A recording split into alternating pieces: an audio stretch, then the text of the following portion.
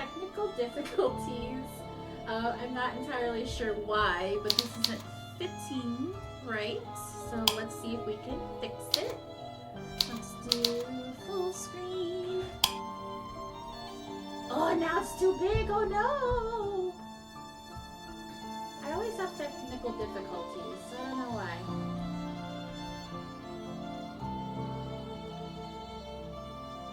You would think this would not be a problem I would have, but here we are.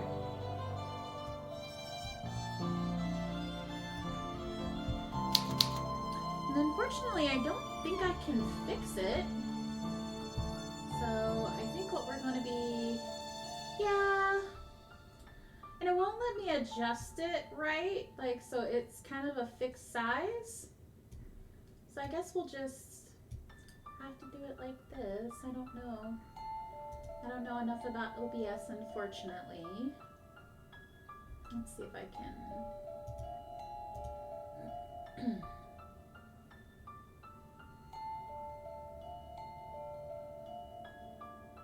Yeah. I mostly just want it so that it fixes my freaking screen, man.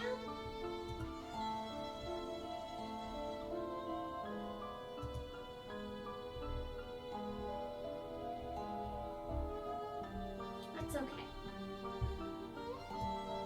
What I might do is just stretch it out. There we go. No chat today. Sorry, guys.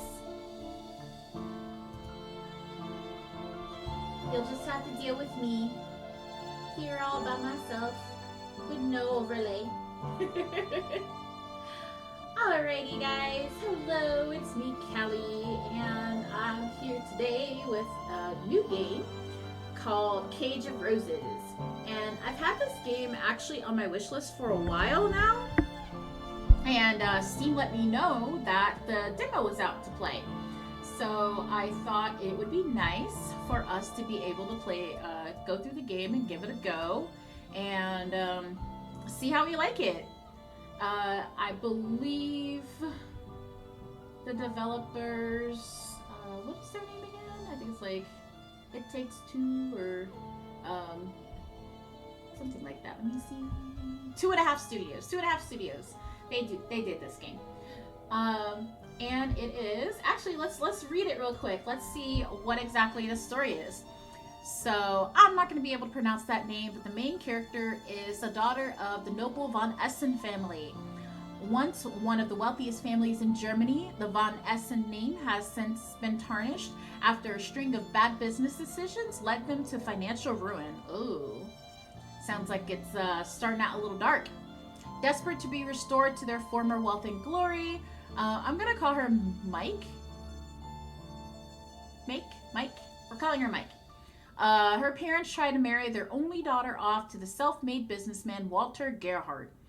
Mike possesses no fond feelings towards Walter. She hardly knows the man, but her mother is determined to make the match work, and Mike can see no way out of her impending engagement.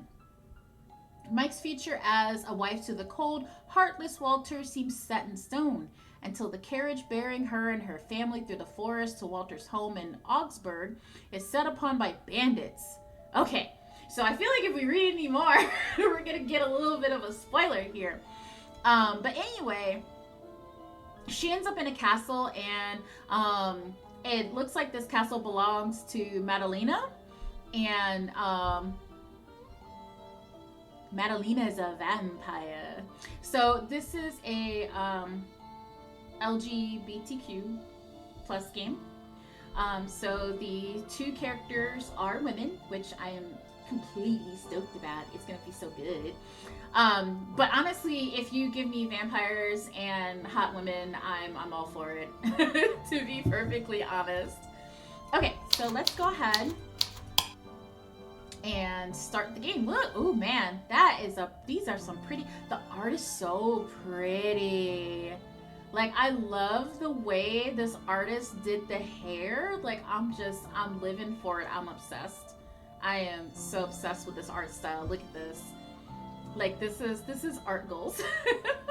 It's so pretty, guys. Okay, let's go ahead and actually I'm gonna go into the options real quick and make sure The text speed. Yeah, I don't like slow text speed, man. I read fast. Okay, let's start. Oh, let me turn on the sound for you guys. There we go. Faster, Mike, faster. You have to keep moving or else... Oh, God, they're gaining on us. Mike ran through the forest as quickly as her legs would carry her, which, given how exhausted she felt, was not very. I mean, look at that outfit. Those dresses were freaking heavy, man. I completely understand. She tried to obey Henny's orders, fearful both of letting her friend down and of the shadowy figures which pursued them, but her body refused to listen. Oh no. Her legs felt numb, insensible, as if feeling as Mark but far weaker.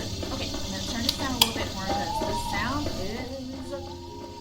Whew, there we go. I couldn't hear myself talk. Okay.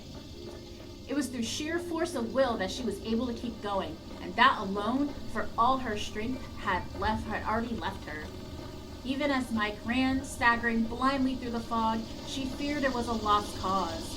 She was but a young woman, slender, and while not so very short, quite unaccustomed to exerting herself. I mean, for real though, I don't know if anyone's ever been in a big, heavy dress, but them things are...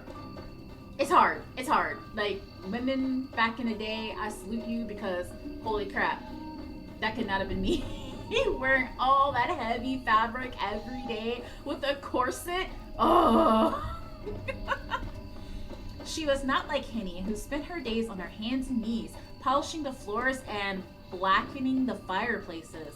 Okay, so it looks like Henny is her, it says that she was her friend, but I'm almost guessing that she was a servant. Mike's fingers were white as ivory, while Henny's were red raw through demanding, often physical labor. Okay, they are really setting up the differences between these characters here for us. Mike's lungs, meanwhile, were straining from the agonizing effort of running. Never before had she known that the act of merely existing could be so exhausting. Oh man. Girl. Okay. Mike, please, you need to hurry quickly. Oh, she's pretty. I gave her a little bit of meat on her bones. I appreciate that as a big bone person. Henny reached back to take hold of Mike's hand, her coarse, short fingernails digging into her palm. Oh, she's pretty. Look at that. That's pretty. She doesn't look like the girl from the cover, though. That was a redhead girl. Okay, we're gonna keep going. Henny was gripping so tightly it hurt, but Mike knew should she continue to tarry, she would be in for hurt far, far greater than this. Mike recalled how her father had looked back in their carriage, his eyes wide and his face unusually pale. Mike had never seen her father look so scared before. He was a tall, imposing figure of a man, dashing even in his early 50s, who was accustomed to issuing orders, not receiving them. Mike had thought her father immovable, much like the oak tree which shielded her family's mausoleum, which had stood there longer than the crypt itself, its trunk wide, its boughs weathered. But Mike had learned that even her father had weaknesses. She had once thought her father a force of nature, quite impossible to argue with or to get the better of, but this supposition had been turned on its head in a mere handful of minutes. For all of his bluster, Mike's father was only human. He was made of flesh and blood like Mike, and when cut, he would bleed. He had bled a lot, in fact, oh my goodness, all over the plush, upholstered seats of their carriage and onto the floor. Wow, that is a lot of blood. Oh no, poor daddy. His fine clothes had been stained black with the stuff, and the air had stunk of it, sharp and tinny. Oh my goodness, weird descriptive. Mike could smell her father's blood on her even now. As she and Henny raced through the forest, she couldn't forget it, however much she wished to. Oh, this girl is traumatized now. Oh, if only the events of that night had been nothing more than a bad dream.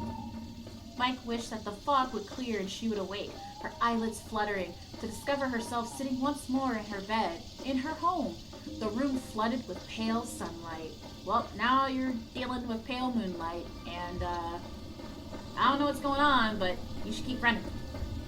Alright, Penny's trying to get her to keep moving. You're slow, girl, you're slow. But Mike's surroundings did not shift. The trees continued to press in about her as though they meant to eat her alive. Ooh.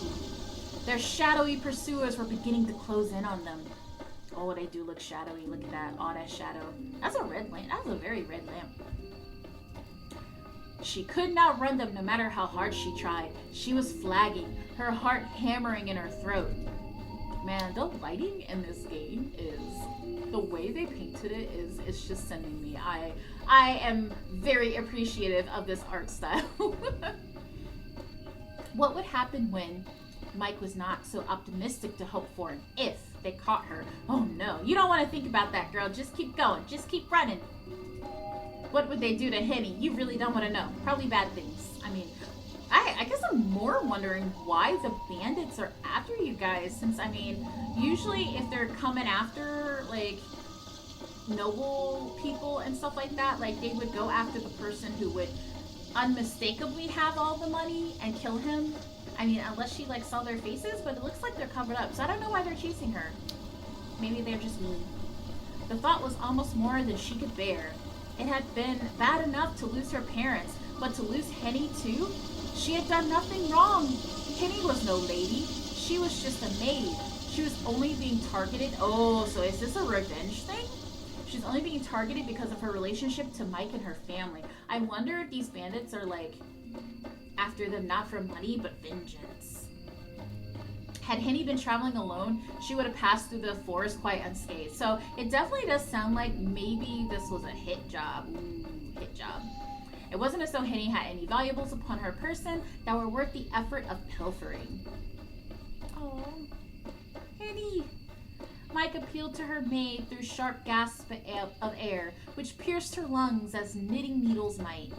Please let go. Leave me be. I'm just slowing you down. No, Mike, I can't do that. But there aren't any buts. I won't leave you behind. That's not what friends do. Okay, so I'm getting the impression that these two were childhood friends. Because their familiarity with one another is not the same as it would be with, like, a servant who had been serving, like, a young lady all of their life. I get the impression that they're about the same age, and maybe she grew up serving her. But Henny, I said there aren't any buts. Now let's keep running. Mike wanted to run. Really, she did. But her body had already begun to give in. Don't give in. Don't give in. Her heart might have been pumping fit to burst at the base of her throat, but her legs were weak despite the excess blood which filled her, and her hand in Henny's felt cold and clammy. She couldn't keep going. It wasn't possible. She had exhausted all of her energy simply in escaping from the carriage where her parents' bodies lay. Now she would die, only a few hundred paces away from their final resting place. Would her mutilated carcass be discovered in the days hence and taken back to her family's home? Would she and her parents be embalmed and sealed away within their mausoleum? Mike did not much like this thought. Her family's mausoleum was a terrifying place, full of somber stone angels and spiderwebs. Ooh. It was quiet, being situated among tall trees, but its quietude was not at all relaxing. Its quiet was the deep, fathomless silence of death. Mike did not want to die. She knew not how she would continue to live on, with both her parents slaughtered before her very eyes, but she did not want to succumb as they had, in this forest full of fog. She wanted to go on living for her sake, and for Henny's, though not necessarily for Walter's. Okay, we know that Walter is the dude she's gonna marry. She doesn't like that guy, so I think it's funny that even though, like, she's potentially about to die, she's just like, yeah, screw that guy. I don't like him. Oh god, they're getting closer. We need to keep running. Come on, Mike. But like the guttering flame of a candle, the last of her energy had been expended. Mike's foot caught in a tangled tree root, which jutted from the ground like a bear trap, and she fell. Her hand, which was slick with sweat, slipped free from Henny's. Her fingers extended forth, plumbing the mist for Henny, but to little avail. Oh no, they're getting lost! Henny's voice echoed in Mike's ears, shrill and frantic, alongside her own pulse. Her heart juddered in her chest hard, as though meaning to stop altogether, but it did little good. Her head smacked against the ground with a dull, anticlimactic thud, her auburn curls strewn across the scattered leaves, the broken twigs. Mike's teeth bit against her tongue. She tasted copper. Her vision swam. Mike, oh God, Mike, get up! Please get up! Oh no! And then everything went black. Act 1, The Night That Never Ended. I wonder if I will be able to get in this demo. Wait, her hair is red now? Okay, maybe it was just the lighting that her hair looked black. It might have just been the lighting, guys. I'm so sorry. Okay, so when she finally awoke, she was greeted by a dull, crushing pain that gripped her skull like a vice. Those are not fun. A brackish taste akin to pond water filled her mouth, and with one hand clasped to her head, she coughed. Mike's body shuddered and her lungs burned. Okay, once again, I really want to stop and pause because look at this glorious hair. Look at those luscious locks. Like, oh my goodness.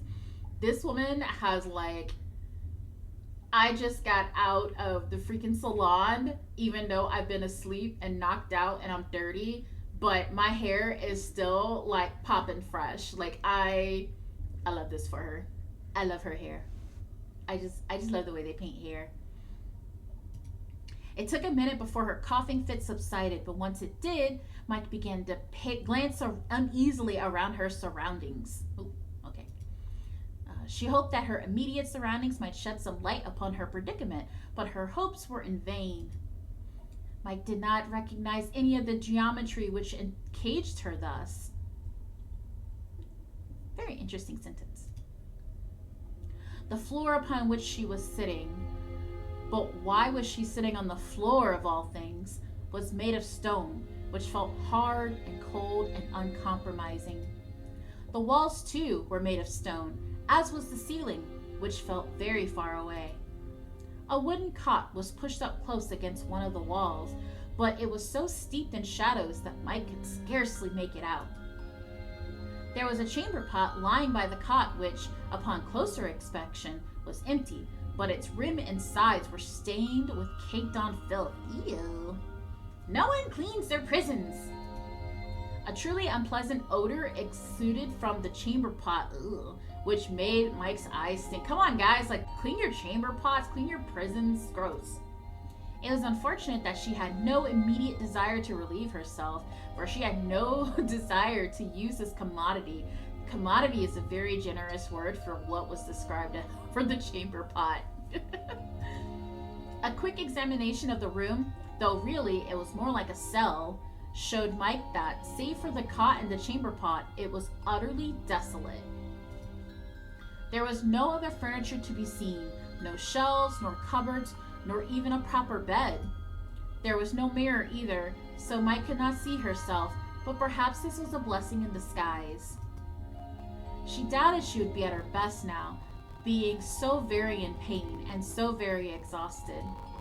She was so cold she could feel goosebumps rippling across her flesh, and her teeth were chattering badly. Mike wound her arms around her middle and shivered sadly. It was not only the chamber pot that stunk. The very air itself was rank, heavy with the stench of unwashed bodies and general decay. This room, this cell, reeked of death. How had she come to such a place? What had happened to her? She could remember sitting alongside her mother and father in their carriage as it bore them through the forest, and then... There, at this most pivotal of moments, her memories failed her. Oh no, she's got amnesia, guys! She can't remember everything that happened. She could recall nothing else. Now what was she to do? Had her parents been there, they would have given her instructions. They always seemed to know what Mike ought to be doing at any given time, but they were not there, and neither was Henny. Mike was all alone. Henny had been with her. Mike was certain before, but... Before what? Why could she not remember anything? Oh no, she doesn't know her parents are dead now. That's sad. I'm so sorry. Oh, Mike thought sorrowfully. If only she was made of stone, then perhaps her head would not hurt so much. I don't think that is... And I think that's the least of your problems right now. You're in a prison. It really did feel that her skull might explode, not from the pain, though the pain still remained, but from raw, unbridled fear. That's fair. She'd often dreamed of stealing away from her parents' home to embark upon a brand new life, unfettered by expectations, but she had never wished for this. I don't think anyone wants to be in a prison. I think what you were wanting was to go on an adventure. This is not an adventure. This is jail. Tears began to trickle down her cheeks in crystalline droplets. They scored tracks in the dirt which caked her cheeks and dropped one by one to the floor upon which she sat. Her head bowed, fingers splayed against the stones. She sobbed and sobbed until... What? What's going on? A soft voice spoke from amongst the teeming shadows. Mike could not see the speaker. She could scarcely see at all, given the darkness, and now her own tears, but she recognized its familiar cadences. The voice belonged to Henny, her darling Henny. Yay, Henny's alive, guys. She didn't die. The bandits didn't get her. Mike's dear friend was here too, in this stone cell which smelt of death, and though she feared for Henny, she felt relief too, bubbling up inside her. Yeah, man, like, you're in a scary place. Yeah, and you're not alone. That's great. Henny?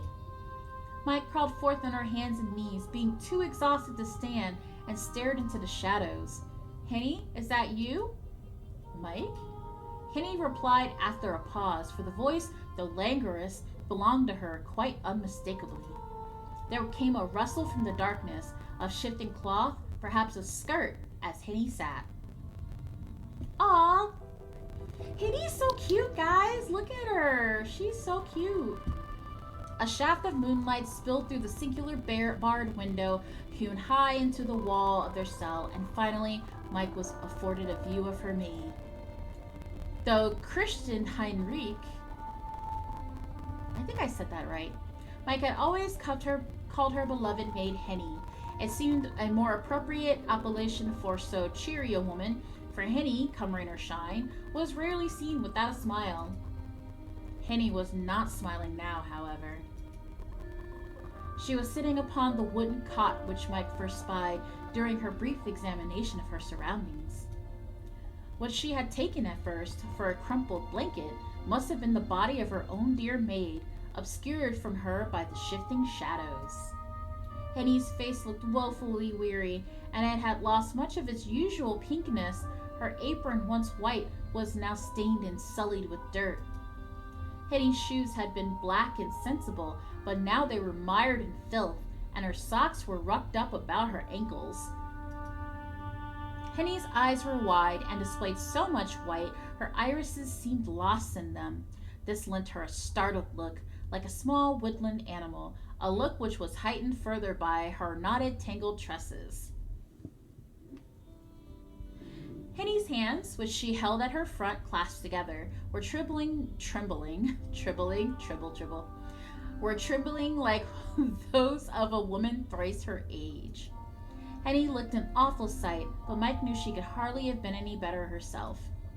Henny's hair might have been a mess, but at least she kept it short. Oh my goodness. This game is so descriptive. We have to know every single thing. It's not necessarily a bad thing. It's just like, oh my goodness. There was not so very much of Henny's dark tresses to be worked into a state of disorder. Mike's own hair, meanwhile, was very long and curly, and though she had worn it in a I know I'm not saying that right. You know what? This is going to be a game of me saying words incorrectly. I hope you're ready for it. She could now feel it straggling loosely about her shoulders. The back of her neck prickled, either from the cold or from a dislodged hairpin or two. Perhaps that was why Henny stared at Mike so, once she had regained her own sense of equilibrium, as though she had seen a ghost. Alright. Henny looked so alarmed, Mike almost felt ashamed. Why? I mean... Oh my goodness. Mike was no stranger to shame. She felt it frequently, in fact, when she was with her mother. Oh man. Do you not get along with your mom? Your mom sounds like she's kind of not even kind of, it sounds like she's really critical. And it sounds like your parents were very controlling. And it sounds like you weren't very happy. I'm sorry. Since Mike's girlhood, Henny had been her one staunch, steadfast companion. Okay, yeah, they grew up together, so they're childhood friends.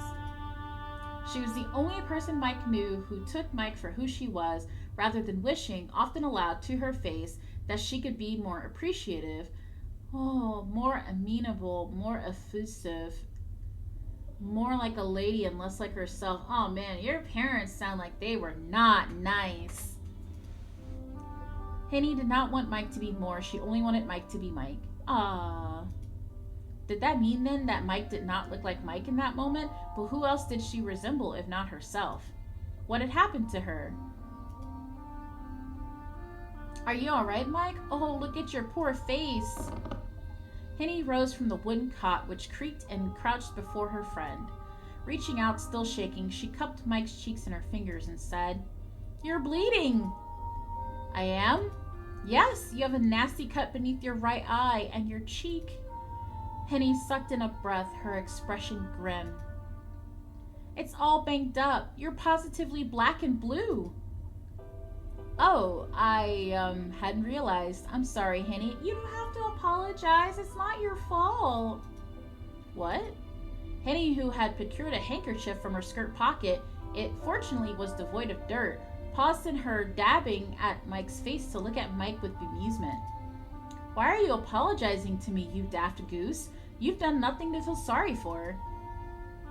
I don't know. I'm just sorry for making you worry, I suppose."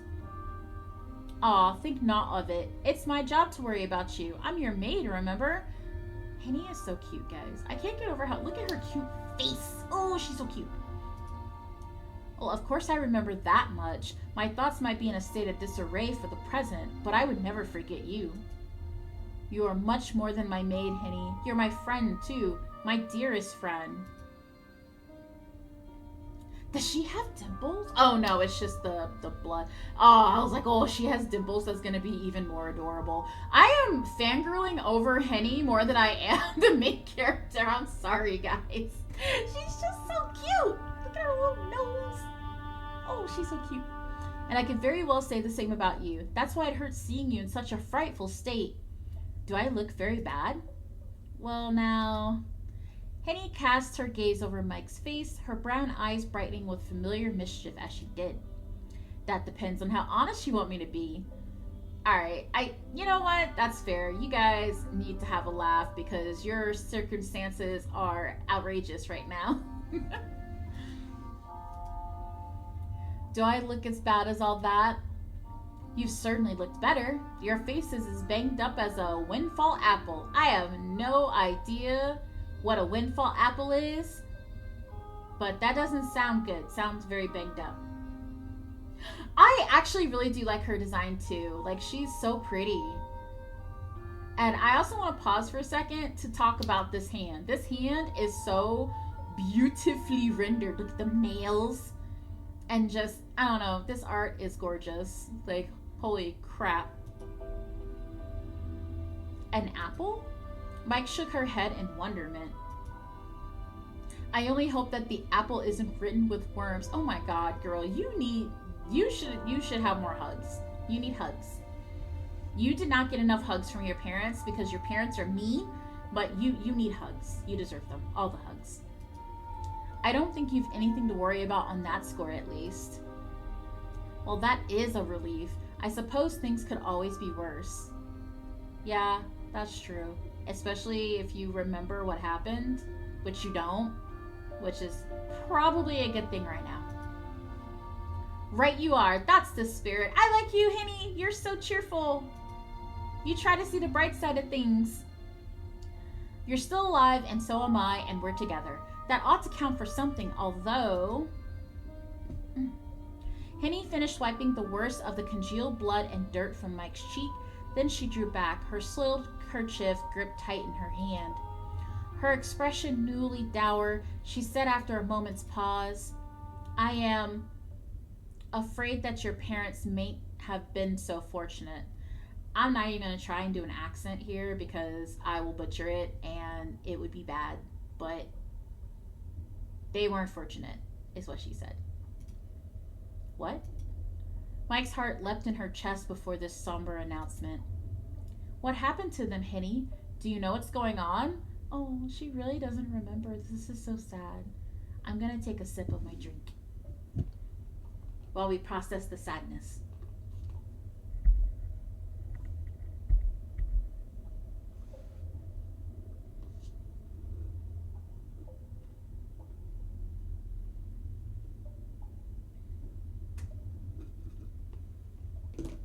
Okay, sadness process. Moving on. You don't? I recall that we were traveling to Augsburg to visit my fiancé, but as for how we came here... Mike closed her eyes in hope of remembering something, but again, nothing came.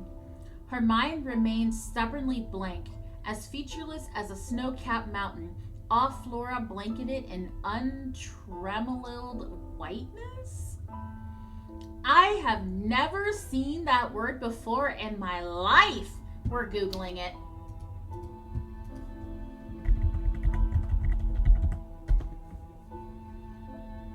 Okay, so. Untrammeled. Okay, I was saying it wrong. Not deprived of freedom of action or expression. Not restricted or hampered. Okay. I learned a new word today because I'd never seen that word before, so... That made me curious. I was like, oh man, what's this word? I need to learn more. All right.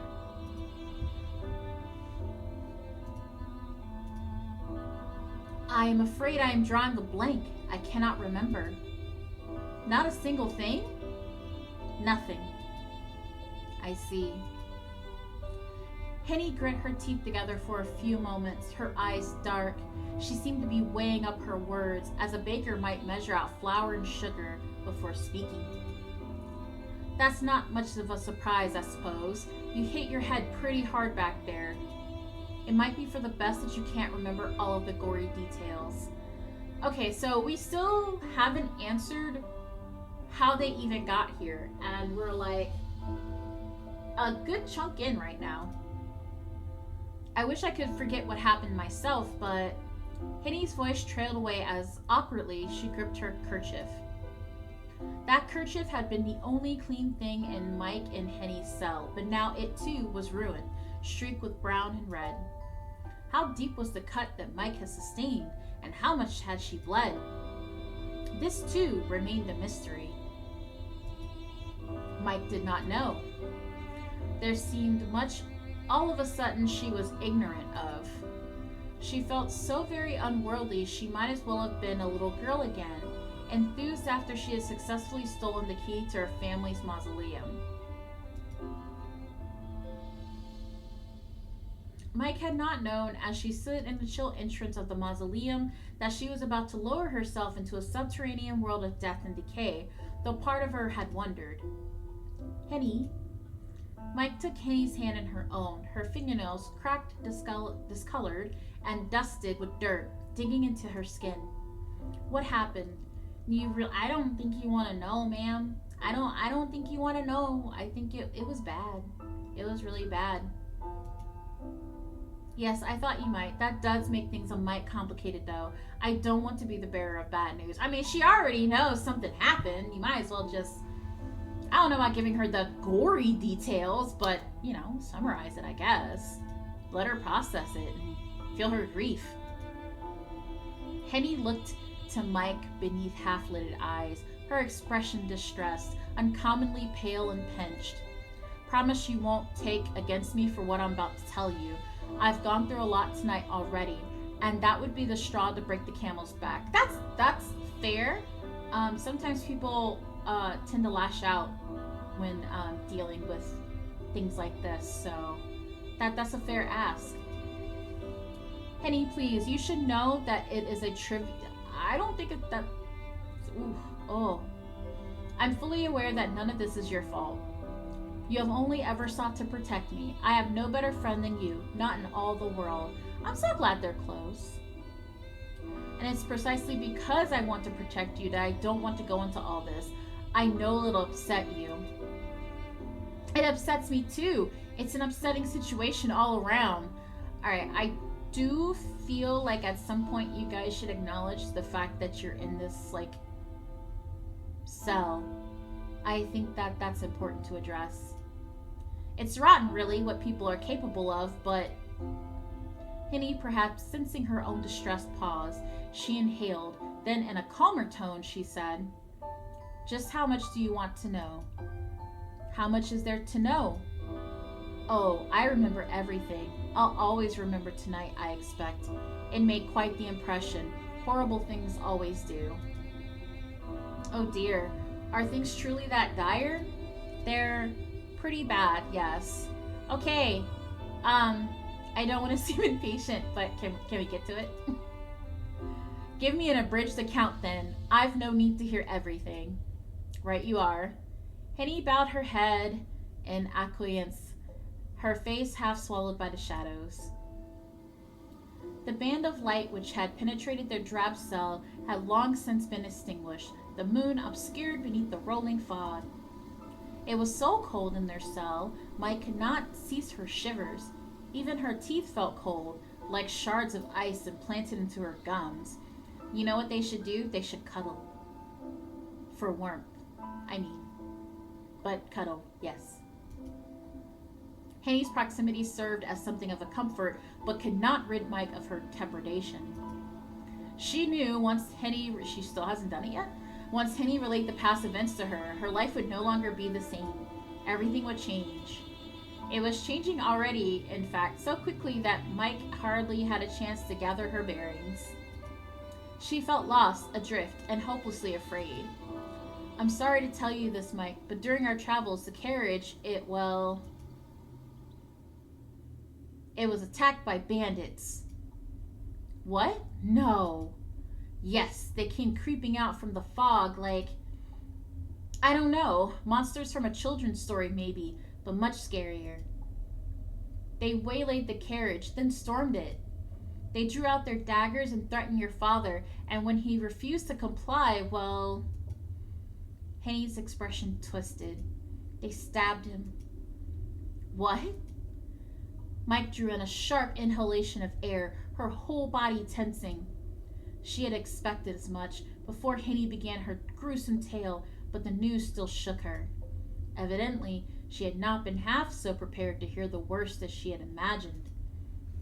"Oh God, not my papa, my poor papa." "Don't tell me he didn't." "I'm sorry, but..." Henny sniffed. "It's as you're probably suspecting." "Oh, don't be sad, Henny." "His wound was a deep one, and he died." "Dead? My papa dead?" "Dead as a doornail." Oh God! I don't know what. Oh, I know it's not meant to come across as callous as it is, but oh my goodness. That threw me off. I'm so sorry, guys. Dead as a doornail. Oh my goodness. I didn't hang around to see what had happened, but, well, it happened so quick I don't think he suffered at least. Oh my gosh. And my mama? What of her? Don't tell me she also... Henny did not reply, but the discomfort which crossed her face left Mike with no doubts as to her mother's fate. In one brief night, both of Mike's parents had been slaughtered. Now she was an orphan. And what of us, Hetty? How did we escape? I find it hard to believe the bandits would just let us go. Oh, I'm sure we would have joined your parents if we'd sat still, like good little girls, but I didn't want to do that. That's right, Hitty! That's right! I took your hand while they were busy with your mother, and we ran away. I don't like the implications of that. We fled through the woods, but the bandits took chase darn quick. It was very dark and the fog was thick, and I could hardly see what was happening. At one point, you tripped and you fell. That's how you got that nasty cut on your poor forehead, and I was dragged down with you. We lay there on the ground in the dirt while the bandits tramped about looking for us. I figured we were both a couple of goners. I'd started to say my prayers to the Lord Almighty, but then we survived. Yes, we survived. This, Mike supposed, was not such a surprise. It went without saying, really, that they had survived. Otherwise, they would not have been sitting in this ghastly cell speaking to one another. Either the bandits had spared them, which seemed unlikely, or somebody had come to their defense.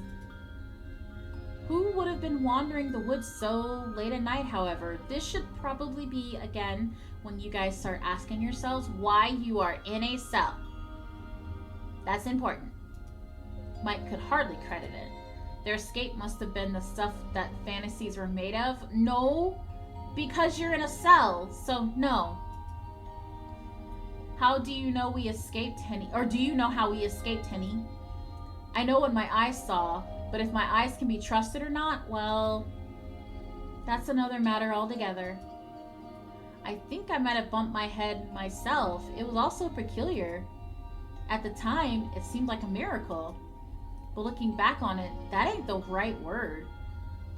I can't tell if she's supposed to have a country accent or not.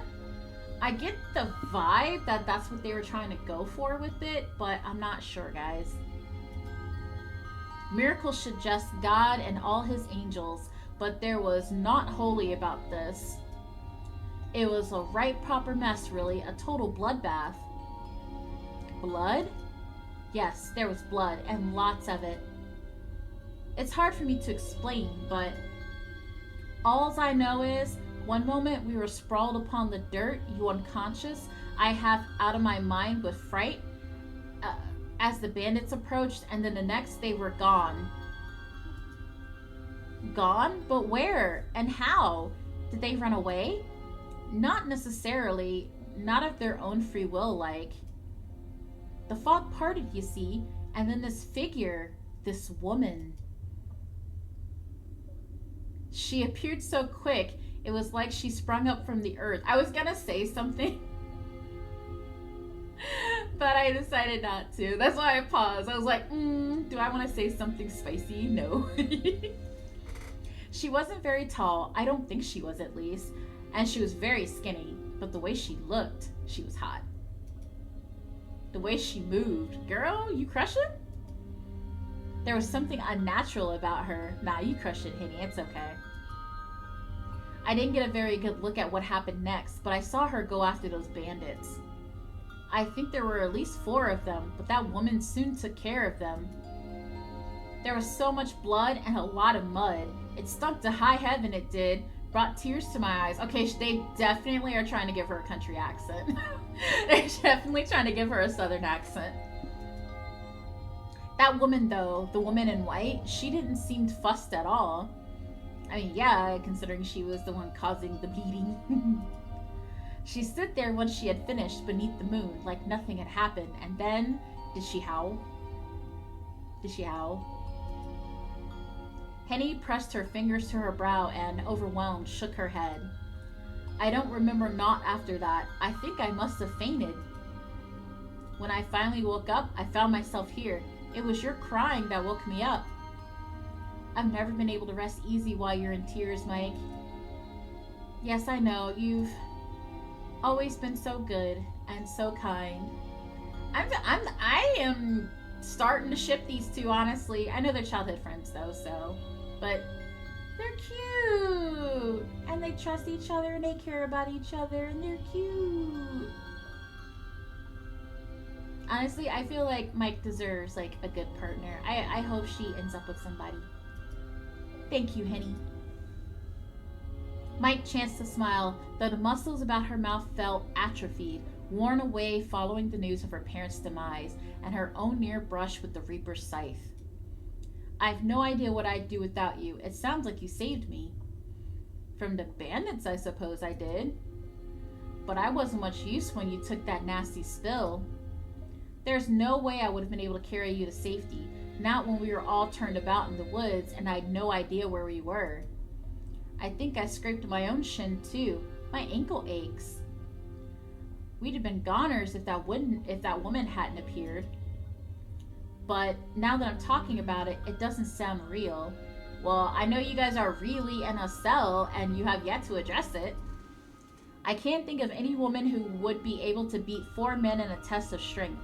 Not even your own Mademoiselle Blanchard. Ooh, who's that? She sounds cool. Mike's smile widened at this. Despite the severity of their situation, and she found, to her surprise, she was even able to laugh. It was a weak laugh, which contained little in the way of mirth, but it was sincere. Henny never failed to cheer her up. She must have had a knack for it. Mike was too old to believe in magic, but when she was with Henny, she sometimes wondered, ooh, y'all are so cute. Are you sure it was a woman who fended off those bandits? Perhaps it was some sort of animal instead, and you failed to perceive it in the fog. That could be it. Like I said, my mind's a mess. I feel like I've lost a good 10 years off of my life, although... Here, Henny smiled grimly, and the manner of all survivors after witnessing something horrid. That's better than having it cut short altogether. We must be thankful for small mercies, yes, even if our lives were saved at my parents' expense. Mike squeezed her eyes shut. She could feel tears beating upon her lashes anew, but this time she was able to subdue them. The news of her parents' deaths were a heavy burden to bear, but Mike, not having witnessed their final moments, found it hard to imagine. When you get your memories back, you'll definitely, you'll have witnessed it. For the second time, I guess. That's actually depressing.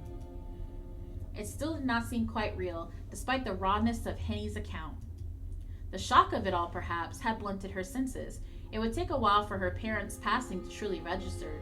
When it did, however, Mike did not doubt the tears would come, thicker and faster than before.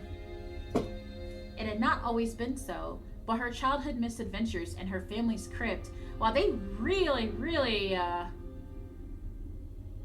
this is a society, the crypt / mausoleum has been mentioned quite a few times, so it's been making me curious.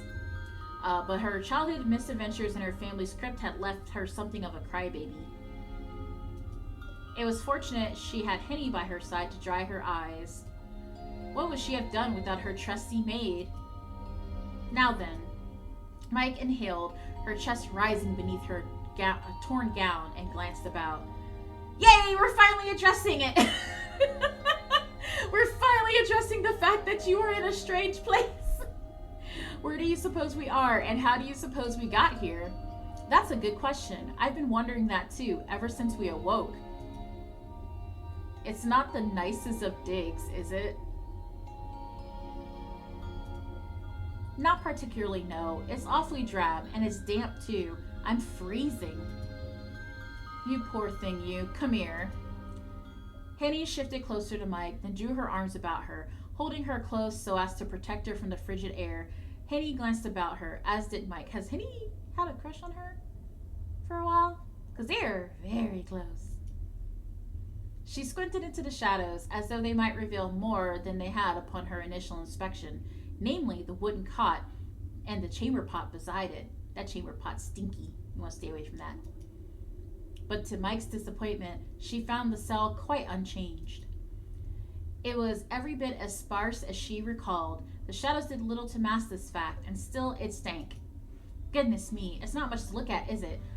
I'm pretty sure you guys are in a prison cell, Henny. I think that might be what this is. Henny drew back from Mike, her legs crossed beneath her upon the stone floor, and frowned. I reckon you're right. I wonder who brought us here. You and me both. Well, I'm gonna guess maybe the lady who killed a whole bunch of dudes for some reason. It was nice of our mysterious benefactor or benefactress to rescue us, though they can't be all that kind if they're gonna let us suffer in here. Yeah, that's right, Hitty. You're saying the real things, the real facts. That's sus. Save you and then lock you up. You'd think they could at least put us up in a nicer room. I'm not expecting first-class accommodations, but you deserve better than this, Mike. This place isn't fit for rats, let alone people. It's alright.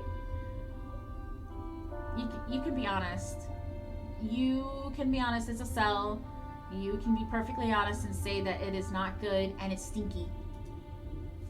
It's better than being dead, at least, if these lodgings are even if these lodgings are a mite uncomfortable. Only a mite? Well, Mike corrected herself with a smile. Quite a bit, if I'm being honest. Mike drew her arms about her legs, her knees beneath her chin, and said, "When I woke up, I was lying on the floor." On the floor? Hetty's eyebrows shot up her forehead until they met her hairline. The gesture was so exaggerated it managed to bring another smile to Mike's lips, despite how very dire their situation was. I suppose it makes sense, there being only one bed, but oh, that is too much. I can't believe they fling you about like a sack of sawdust. Many unbelievable things have happened tonight. Our benefactor must have been bucking the trend. Some benefactor? When I get my hands on them, I'll give them what's for. That's right, Hitty. You let them know. Don't mistreat my mistress.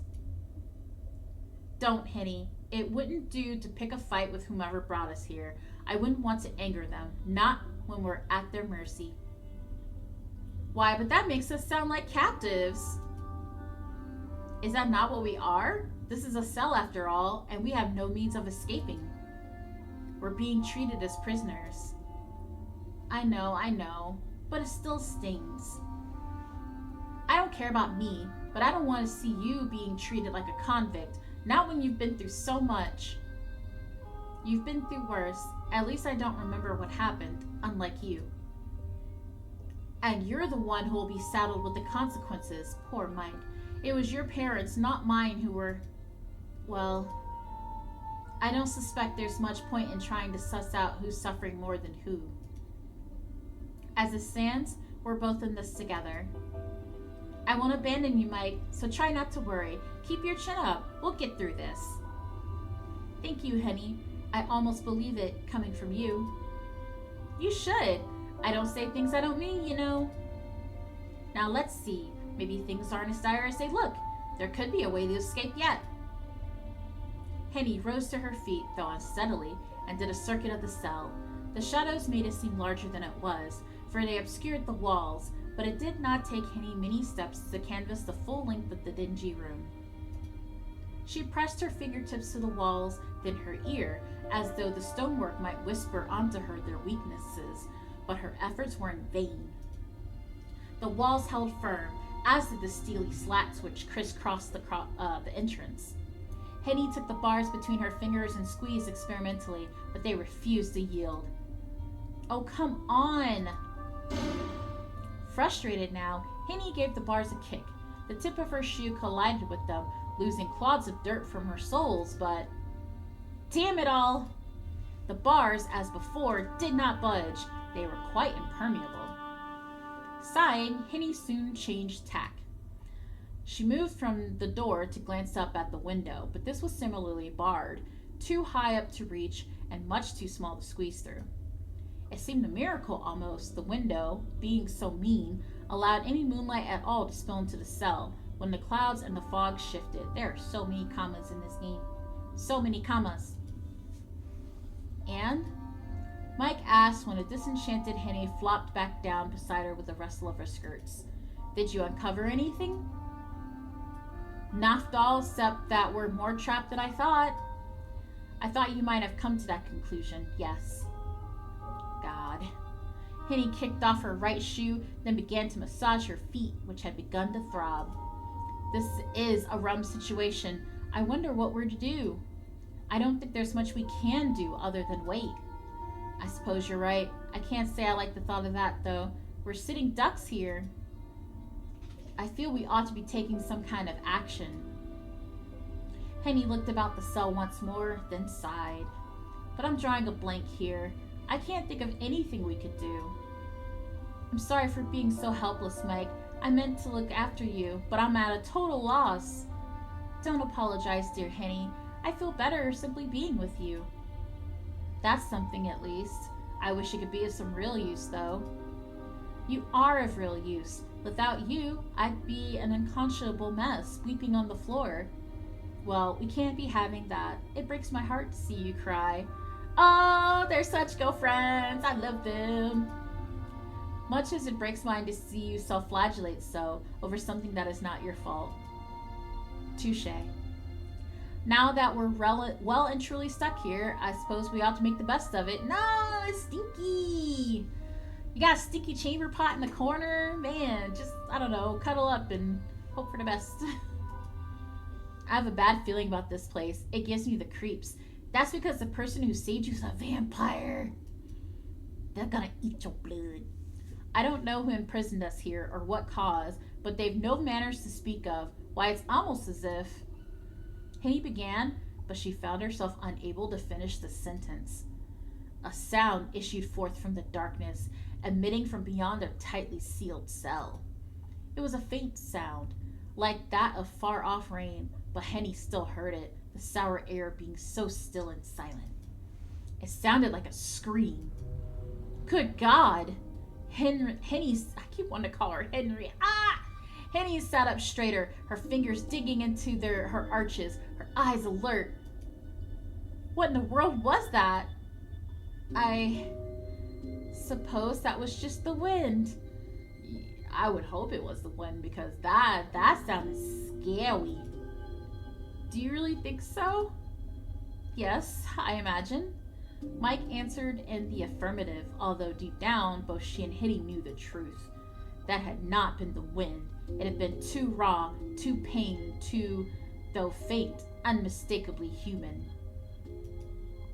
There were other cells, or so it seemed, besides theirs, where others were incarcerated, others whom, right now, were being tortured by unknown hands. Ooh, so dark and creepy. Mike could feel the fine hairs on the back of her neck standing up. Her body, which felt constrained by her stays, quivered. All she could do was sit there, her legs pressed to her chest like a fitful young girl, as she murmured, more for her own benefit than Henny's. It was the wind. That's all it is. It's the wind. It's nothing to worry about. It's nothing, really. Everything will be fine. All right. With no obvious way of escape and very little to do, Mike and Henny had no choice but to idle their time away. They sat upon the stone floor together. They could, Mike supposed, have sat upon the wooden cot, but it did not seem sturdy enough for the both of them, with their legs folded primly, like two little girls conducting a make-believe tea party. Henny had, at first, balked at the thought of her mistress sitting on the floor like a plebeian, but Mike's dress was already so dirty, it scarce mattered. The two women did not, however, abandon themselves to inertia. Henny knew they had to do something to take their minds off their ghastly predicament. Fortunately, Henny was not empty-handed. She had in her pocket, alongside her kerchief she used to wipe Mike's cheek, a pack of cards. These cards were bent at the corners, but they remained perfectly functional. Alright, so they're gonna play cards while they're in jail. What else can they do? For want of a better way to use their time, Henny proposed to Mike a game of Joker, which she soon accepted. I've never heard of the game Joker. I'd have to look that up. Henny cut the deck, then dealt out the cards, her motions deft despite her trembling. Both Henny and Mike were familiar with card games. They often played rounds to pass the hours, there being precious few amusements that ladies of Mike's caliber were permitted to do. Yeah, that's about right. Were it not for Henny and her games, Mike fears she would have lost her mind from fright. Yeah, Henny's a good one.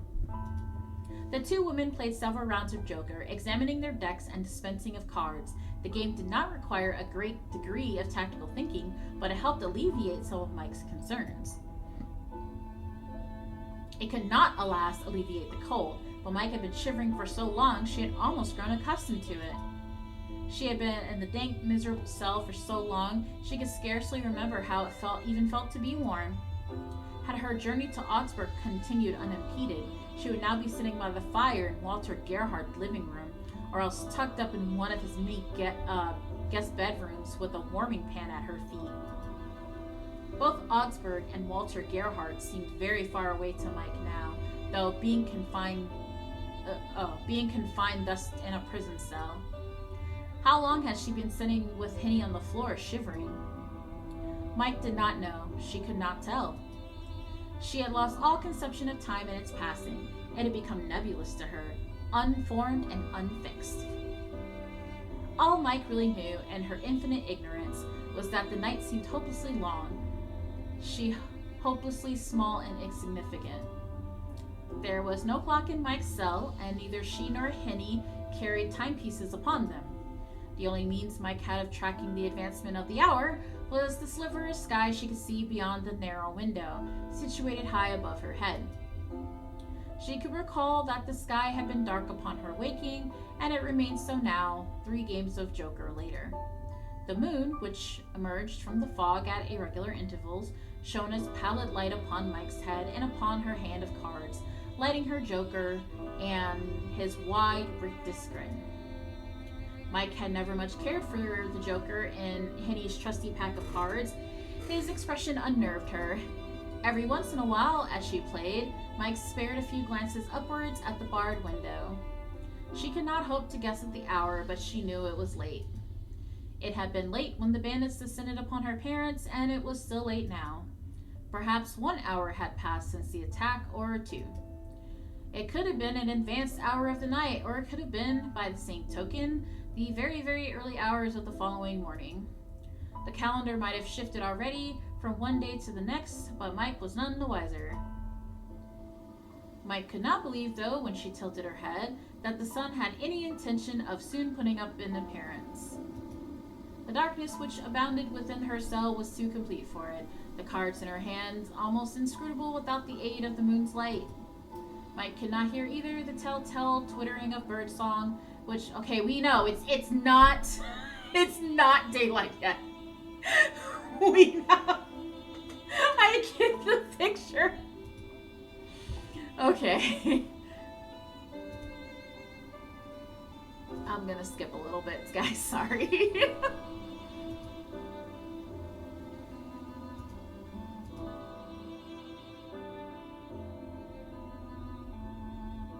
Okay, so we're getting told a lot of stuff here. It seemed quite unfair, really, that she should be cursed with so many thoughts when her parents demanded that she only demanded, I'm saying it a few times because they're only demanding that she be perfect. Passive doll of a woman with no opinions at all. I'm so surprised that her mother would encourage this, but I guess, for the times, it's probably like, well, if you want to live a peaceful life, you gotta be like this or it sucks, so just suck it up, girl. With weary eyes, Mike would look out to her back garden, steeped in shadows and the cobblestone streets beyond it.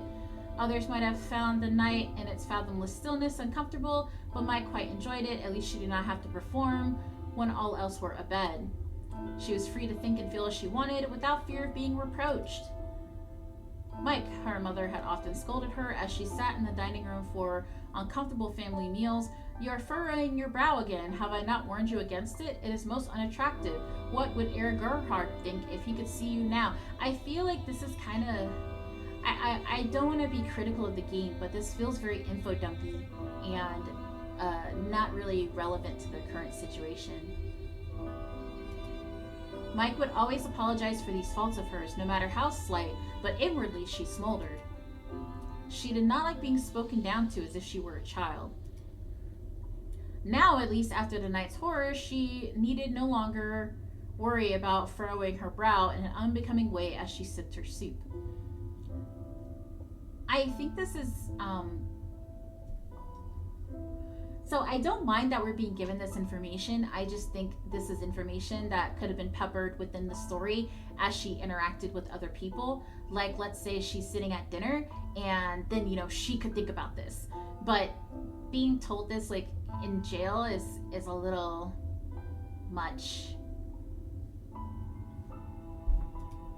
She no longer had a mother to scold her. Okay, that's sad. That's really sad. And unfortunately, when she starts remembering these things, she's probably gonna cry a lot when she thinks about like her mom and her dad. So that's sad. She would never see her mother nor her father again. And what if Walter? Oh, the fiance. I keep forgetting his name. I'm sorry, guys. Of that, Mike had no earthly. I mean, honestly, I think he's the least of your worries, especially since you don't like him. Oh, this is ridiculous. Penny growls while examining her own cards. We ought to be at Gerhardt's right now, safe as houses. We weren't so very far from Augsburg, at least I don't think we were, when we were attacked. I'm very curious as to why they were attacked. Were these just random bandits?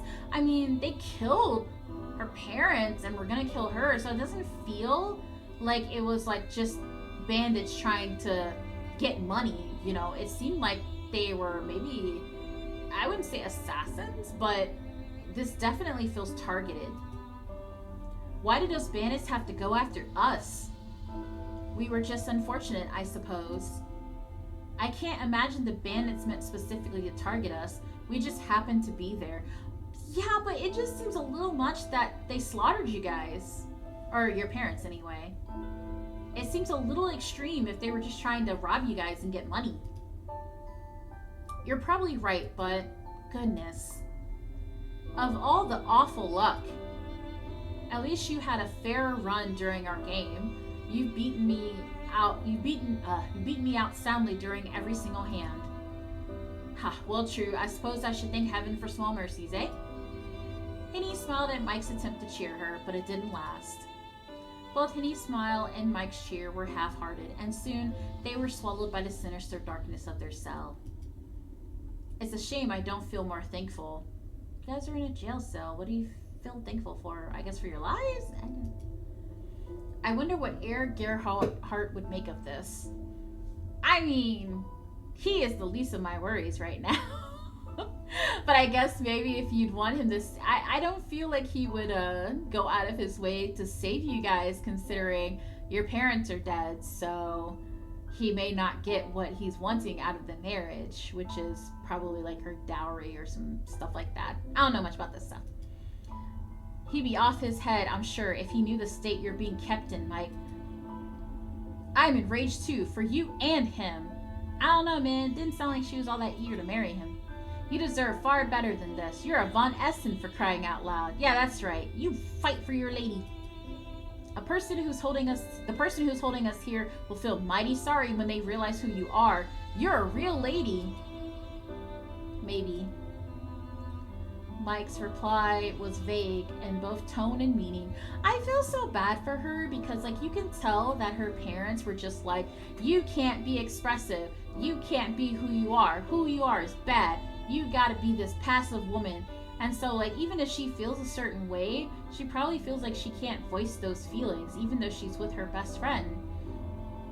Because she's been trained for so long to just be this meek, obedient woman. And that's very sad. Not even Mike herself was sure whether she meant to disparage Henny's optimistic assertions that her status as a lady would grant her any favors with their captors, or whether she was a lady at all. Mike had been born to a noble family, it was true, with a lineage which could be traced back centuries, but the Von Essens were not what they had been.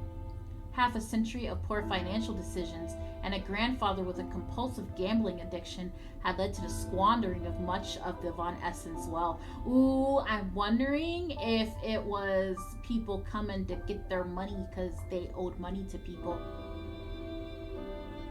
Or maybe, like, the dad was like, I'm not going to pay you guys for, like, what my grandfather did. And they were like, okay, we kill you and take your stuff. While still in possession of their family home and a veritable fleet of maidservants, the family's finances had been in a dire state ever since Mike's girlhood, which is kind of weird then that you would have so many maidservants, because you would think you'd want to cut back on that so you can save money. But maybe it's for appearances? Though not openly wanting for cash, Mike's parents had made a good many purchases based on their family's prestige rather than the figures in their bank account. Oh, that's not good. I have a feeling that her parents were killed because they owed money. Mike's wedding to heir Gerhardt had been an attempt to shore up the family's wealth before they could fall from grace altogether, but that now seemed an impossibility. It actually is an impossibility because your parents are dead now, so there's no way he's going to want to marry you because you have nothing that he would want. So, which is probably a good thing considering the fact that you didn't want to marry him anyway. He seemed like a jerk. How could Mike wed Walter after she was incarcerated? What? If Mike had loved Walter, she surely would have shed tears over so cruel a fate. As it was, however, she was curiously calm. Well, you're probably in shock, which is understandable. What did she care how Walter Gerhardt felt? She barely knew him. Yeah, exactly. Screw that dude. He's probably a butthead.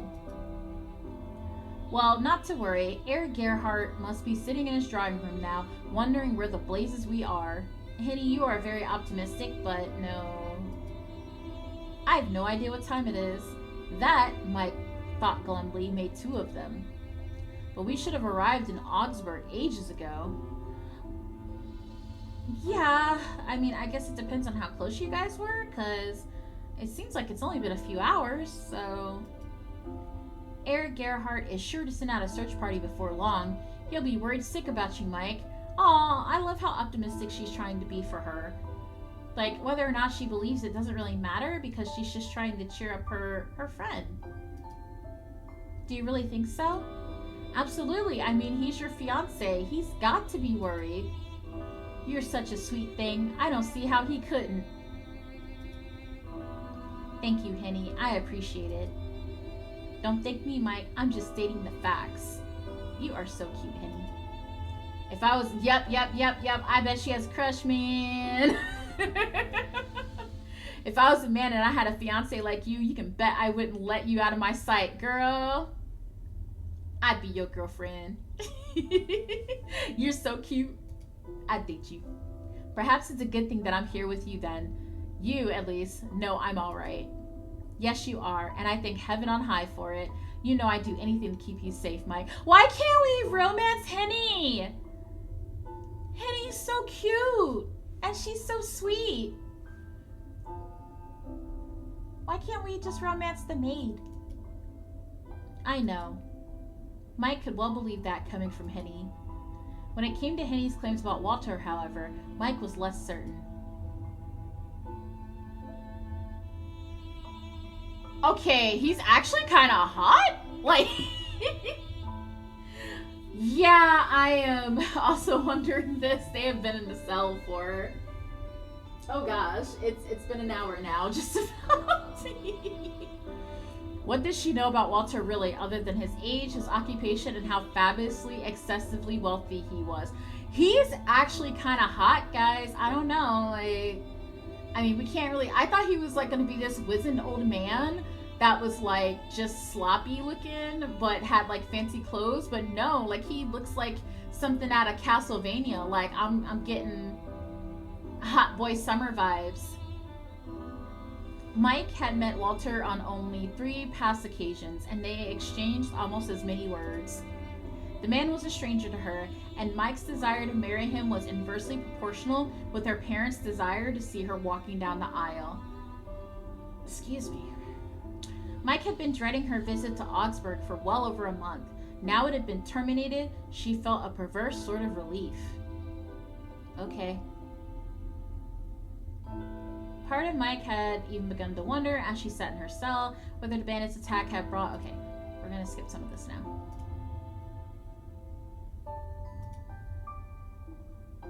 Okay.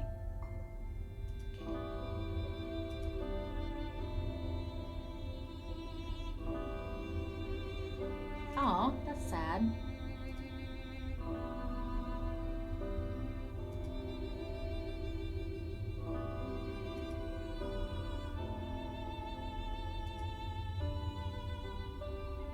Okay, that's... How long has she been engaged to Walter, I wonder?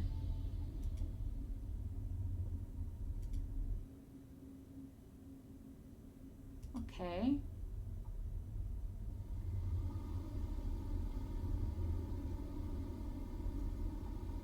Yep, lots of time.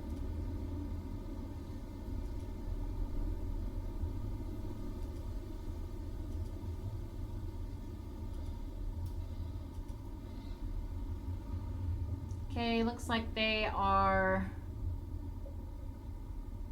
still in the cell. No one's come to visit them. They've been in there for a few hours.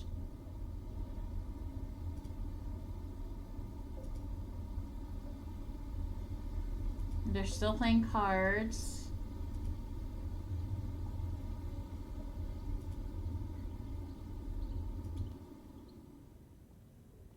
Okay. She could hear above the sound of Henny shuffling the deck a sound. Footsteps. The footsteps were soft enough at first that Mike wondered whether she had imagined them, but as the seconds elapsed, they became louder still until even Henny heard them. Goodness me. Henny fumbled with the cards, then threw them down face up, red hearts and black spades spilt across the stone. Can you hear that, Mike? Yes, I can. Somebody must be coming. A rescuer from the woods, do you think? They could be our rescuer, yes, but maybe... Mike did not finish this thought. Her saliva felt too thick in her throat, like tar, and she shivered. She did not want to extinguish the hope which she could see flickering now in Henny's eyes. That would have been cruel. Henny's head swiveled to the grated iron door, excitable as a puppy, and wide-eyed, blah, blah. She peered through the shadows. This is a turn for the better. I was beginning to worry they'd forgotten all about us. I don't know, Henny, because you guys are actually in a cell, so I don't really think you should be so happy about this. I can't wait to come face to face with them. I'll be sure to tell them exactly what I think about their so-called hospitality. Yeah, it's fair. You said that once before, Henny, and I wish you wouldn't. I don't want to anger them. That is a very typical response for someone who has basically been emotionally abused all of their life. They don't want conflict. They don't want to anger people. They don't want to deal with it. They are just kind of surviving. So I feel so sad for her. I hope throughout this story that she gains more confidence and less self-doubt, because that's hard. I struggle with that too, so I completely understand. It's hard. Oh, stuff and nonsense. I'm sure it'll be fine. If they wanted to harm us, they had plenty of chances to do it already, surely. That's true, Henny. However, I just want to say that there is also the possibility they kept you alive because they wanted to question you, and they may not be nice about it, so... But that is a good point. You make a good point, Henny. That is true, but... The footsteps drew closer still, echoing about the stone walls, echoing too inside Mike's skull. The footsteps could represent only two things. They would mean salvation, if they were lucky, but Mike found it difficult to believe this. Neither she nor Henry had... I keep wanting to call her Henry, guys. Please, send your thoughts and prayers to my struggling mouth. Neither she nor Henny had been very lucky that night, despite Henny's continued winning hands in Joker. It seemed far more likely that these footsteps would bring about yet more suffering, and sure enough... Well, well, would you look at what the cat dragged in? You dragged them in there, lady! The voice that cut through Mike's musings was a proud, haughty tone, the syllables polished to perfection like cut glass. I don't know why, but I just thought of the song Short Skirt, Long Jacket by Cake.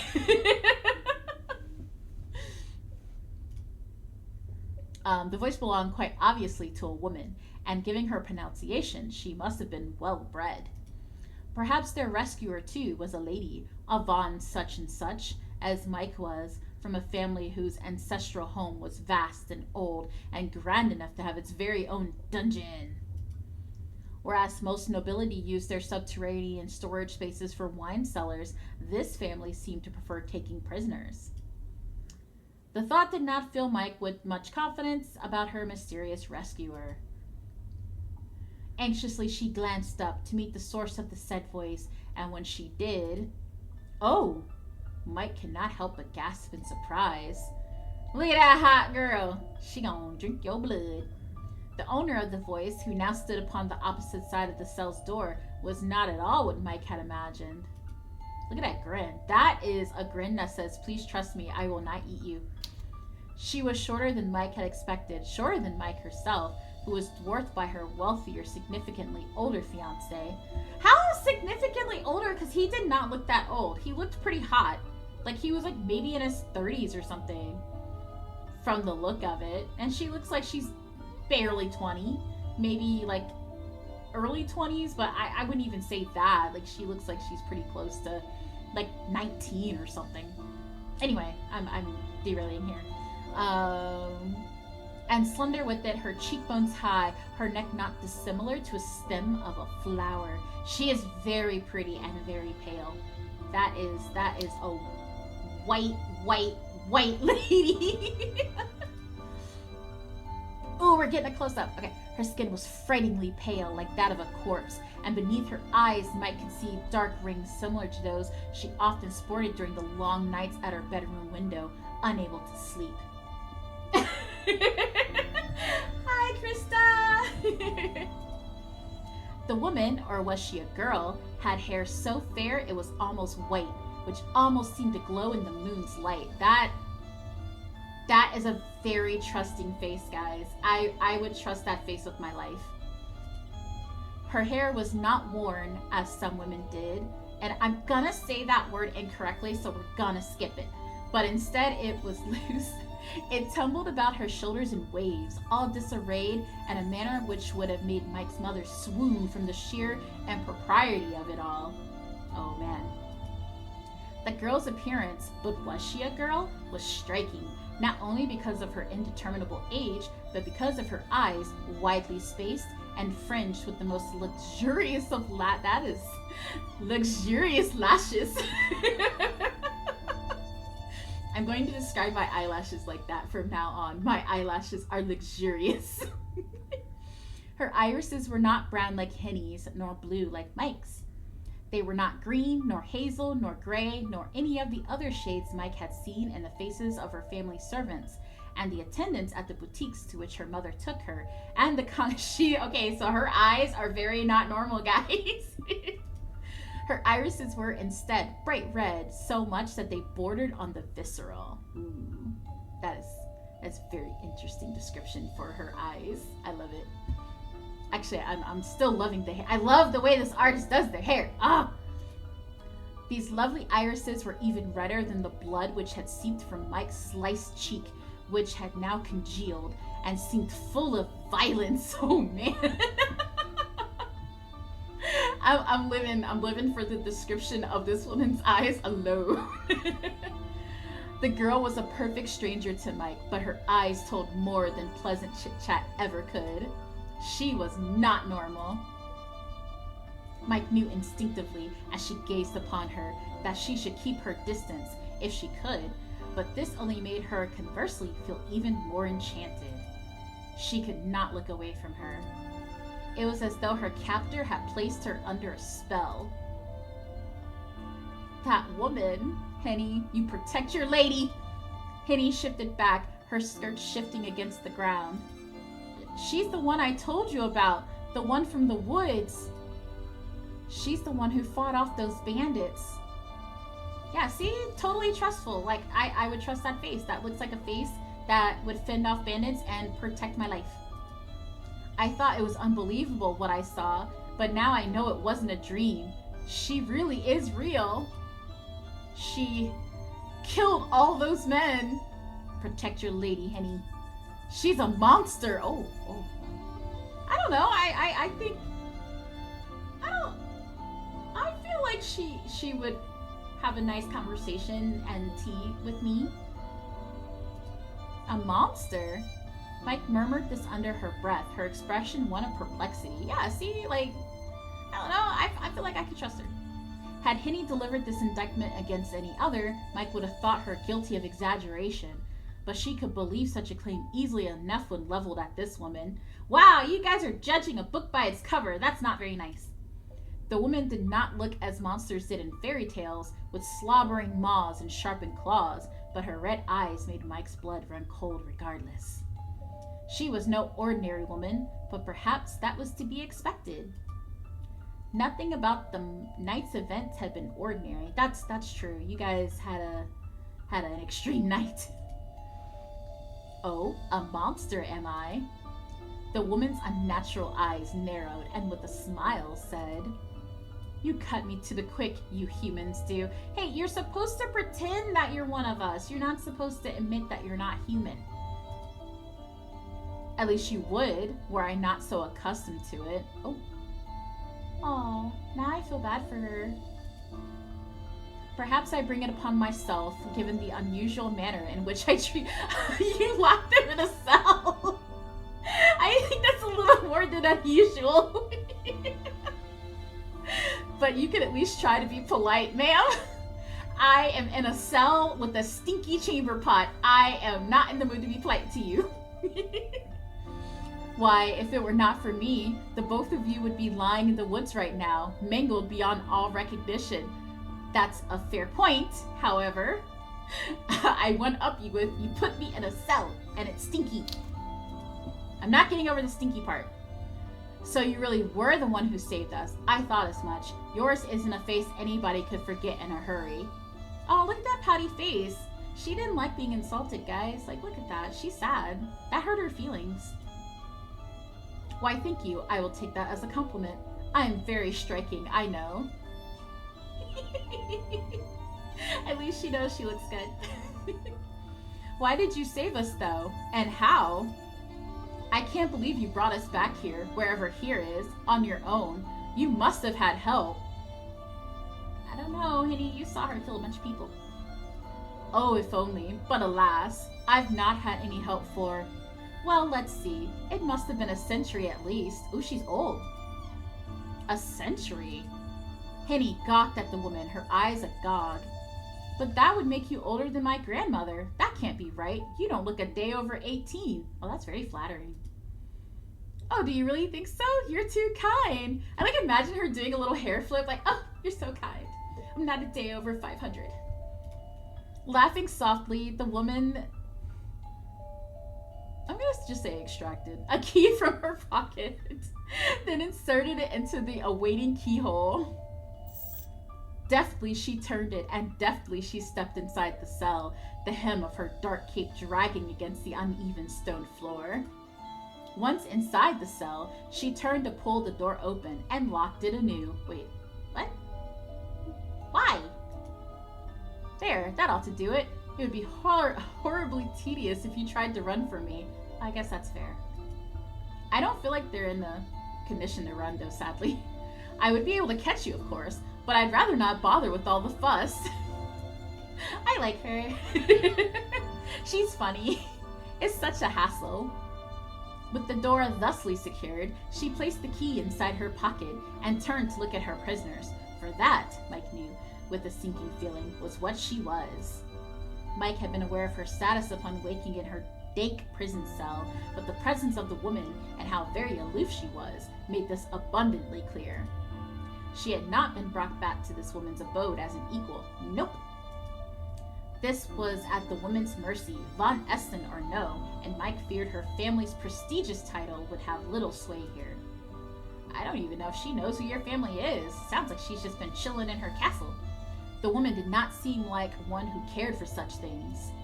She did not seem like one who cared much for anything, really, or even about anything.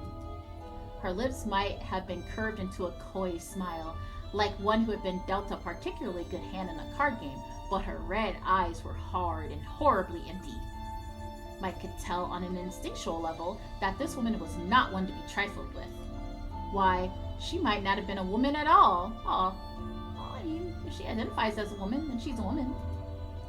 Now, why are you looking at me like that? The woman, catching Mike's cowed expression, pouted. Oh, look at that pouty face. That's a very convincing face, I think. You're making me feel quite unwelcome. Ma'am, I need to remind you, you put me in a cell. I thought you would be relieved to see my face. No. You put me in a cell. After being left to languish in the catacombs of my castle for hours on end. But maybe I was hoping for too much.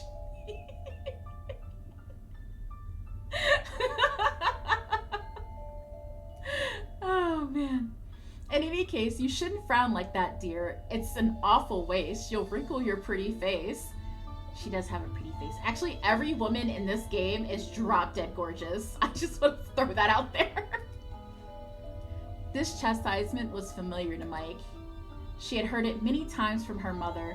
Your mom sounds like she was kind of a bully. While Mike had been trained to obey her mother without question, however, it was not so with this strange woman. That's right, find your voice, speak up. Say how you feel. Some of her resentments fell away and needled, Meg said. What I do with my face is my own concern. I'm sure it's none of your business. That's right, you speak up for yourself. Proud of you. My. The mysterious woman tittered. You're feistier than you look. I took you for a shrinking violet, but maybe I was mistaken.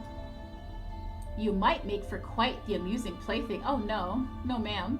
Though you'd be a good sight prettier if you smile. Oh, why are you saying that thing?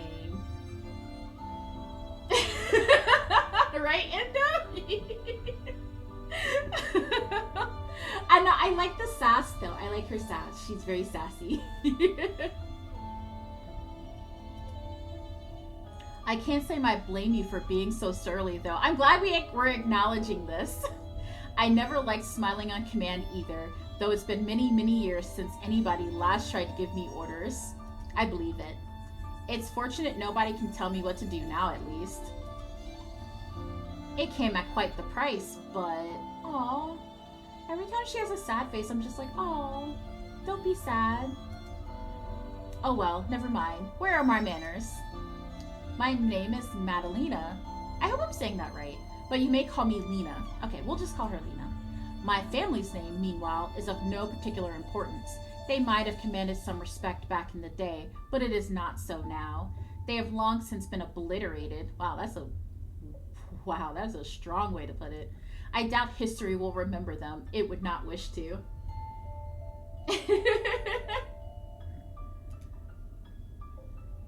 Yeah, I hope everybody's having a good day today. We're just kind of going through this, and it's very interesting. I am just so over the moon with this art, though. Like, just, ugh. I am all that is left of their legacy, a fact I would very much love to rub in their faces. But alas, I never got the chance. Man, she's bitter. It's very nice to meet you for the second time this night. So saying, Madalena dropped a neat curtsy, taking hold of her cape in lieu of a skirt. But I am afraid I will not be afforded much of a chance to properly know you. Wait, why? While I would relish the chance to speak to a couple of young maidens such as yourselves, I have designs for you beyond idle chatter. Oh no, that's scary! And what do you mean by that exactly? Only that, now I have brought you here, I cannot continue to let you live. You have already seen too much? What do you mean? They're in a cell. They haven't seen anything. I mean, besides you, was that the problem? Cause you what? I'm so confused. And he stared at Madalena with wide eyes, so full of fear the air swelled with it. What do you mean? What I said. Do try to keep up. It's awfully tedious having to explain myself down to the finer details. You are talking about murdering them, so... But I suppose you have the right to know the bare minimum, prisoners though you may be. I would hate to keep you in suspense, and at this point, it matters not how much you know. You will not be able to tell anybody what else you might learn here. But what? I don't know anything, so I'm sure they don't know anything either. You'll not be venturing forth beyond the walls of my castle ever again. Oh, that face no longer looks trustworthy, guys. That's a very scary face now. Madalena smiled, her lips lifting in a wicked grin, not so very unlike that of the Joker in Hetty's pack of cards. Though Madalena's face was white, her lips were red, much like her eyes. They stood out in her milky face like a rose blooming despite the winter's chill. Or else, Mike thought with a shudder, freshly spilt blood. You must understand that I am not a normal woman. No human can hope to best me when it comes to a competition of sheer strength, as the bandits who are pursuing you soon discovered. Okay? It did not take me more than a few seconds to dispatch them. The fight they put up was so pathetic, it makes me wonder why they even bothered. If they had any respect for my time, they would have slit their own throats with their daggers and saved me the trouble. Ma'am. You humans can be awfully thoughtless. How dare you fight for your life and waste my time? You should have just, like, slit your throats. I can't. But if they had done that, I wouldn't have been able to bring the leader of their little group back to my castle. He was in a bad way, and I was obliged to introduce myself to him before bestowing upon you similar honors. I must really apologize for making you wait before I kill you. Madalena dropped another curtsy, as an elegant lady might, but it smacked of insincerity. I mean, yeah. There was no respect in Madalena's red irises for her pair of prisoners. I was gonna say pair of scissors. What is English? Rather than sympathize with their plight, she instead seemed little more than amused. How many men and women had Madalena brought to her castle, and how many had she summarily tortured? Mike knew of at least one besides herself and Hime. The bandits' leader. Did you kill him? Eventually, yes.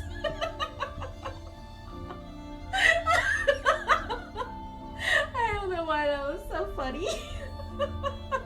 She's just like all nonchalant about murdering and death and stuff. It was quite the sight. You ought to have seen the way he begged and pleaded and groveled at my feet. A grown man like that, who was practically made of muscle. Oh my goodness. How fickle fortune is. Just 1 hour hence he was the predator, stalking his prey through the woods alongside his lackeys, and the next... Madalena just...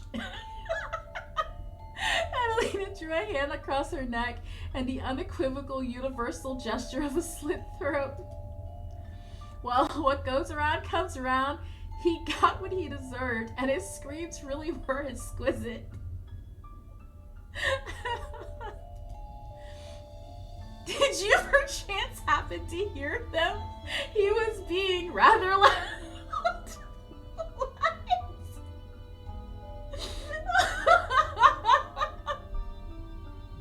Ma'am, I need you to find your chill. Henry gave a violent start at this, but said nothing sensible. There's nothing sensible to say. Her mouth fell open, but only syllables came out, all broken and interspaced. I promise, guys, I'm gonna try not to laugh through this, but holy crap. Okay, she's spluttering. Poor woman. Poor Henny. Surprised, are you? You shouldn't be. That man was a bandit, a vulture in a man's flesh who profited on misery. I don't think Chain has anything on Madalena. No. I really don't think he has anything on her. Okay, if it weren't for me, you would have gone the same way as the poor unfortunates in that stalled carriage. The driver and the horses. Wow, they killed the horses too? Nobody was spared their ravages, man nor beast. They made quite the grisly mess. Were I a century younger, it would have been enough to turn even my stomach. How old are you, ma'am? You know, it's actually, that's rude. It's not polite to ask a lady her age. Maybe that is so, but to gloat over another's death like that, it doesn't seem right. Yeah, Henny, you stand up for yourself.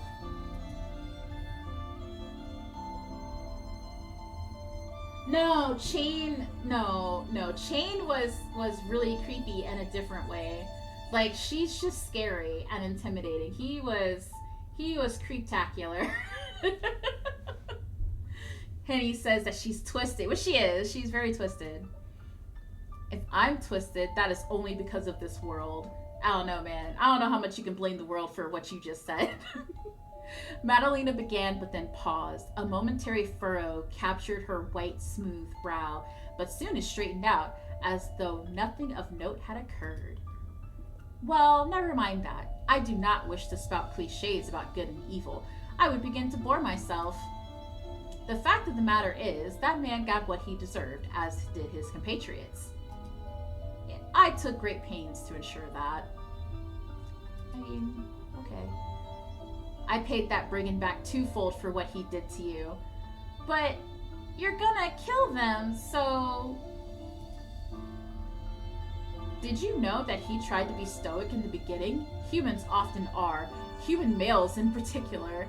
They've so much pride. It's funny, really, that a cur like that would care so very much about appearances. He was less a man than he was a dog. Oh gosh. But still he had pretensions of greatness, or of grandeur. Oh my goodness. She's very angry. I soon stripped him of these lofty delusions, however. My goodness. Ma'am. Humans are very alike in one regard, at least. You all scream the same. Oh my goodness! After your bones have been broken and you all bleed red, Ma'am, I need you to find your chill. Like, all of the chill, I need you to find it. That man was a brigand, I'll admit, who deserved the hangman's noose. But that's for a court of law to decide, not you. What you did isn't justice, it's barbaric. You shouldn't be taking pleasure in other people's deaths. What gave you the right to kill him anyway? I had every right to kill him. He was trespassing upon my land, as were you and the young lady here. His life was already forfeit the moment he encroached upon my territory. The Lord's Prayer may say that we ought to forgive those who wrong us, but I have no patience with such teachings. They do not apply to me. The Lord has forsaken me. I am no longer a member of his congregation. He would have no love for me as I am now, and I have little love for him.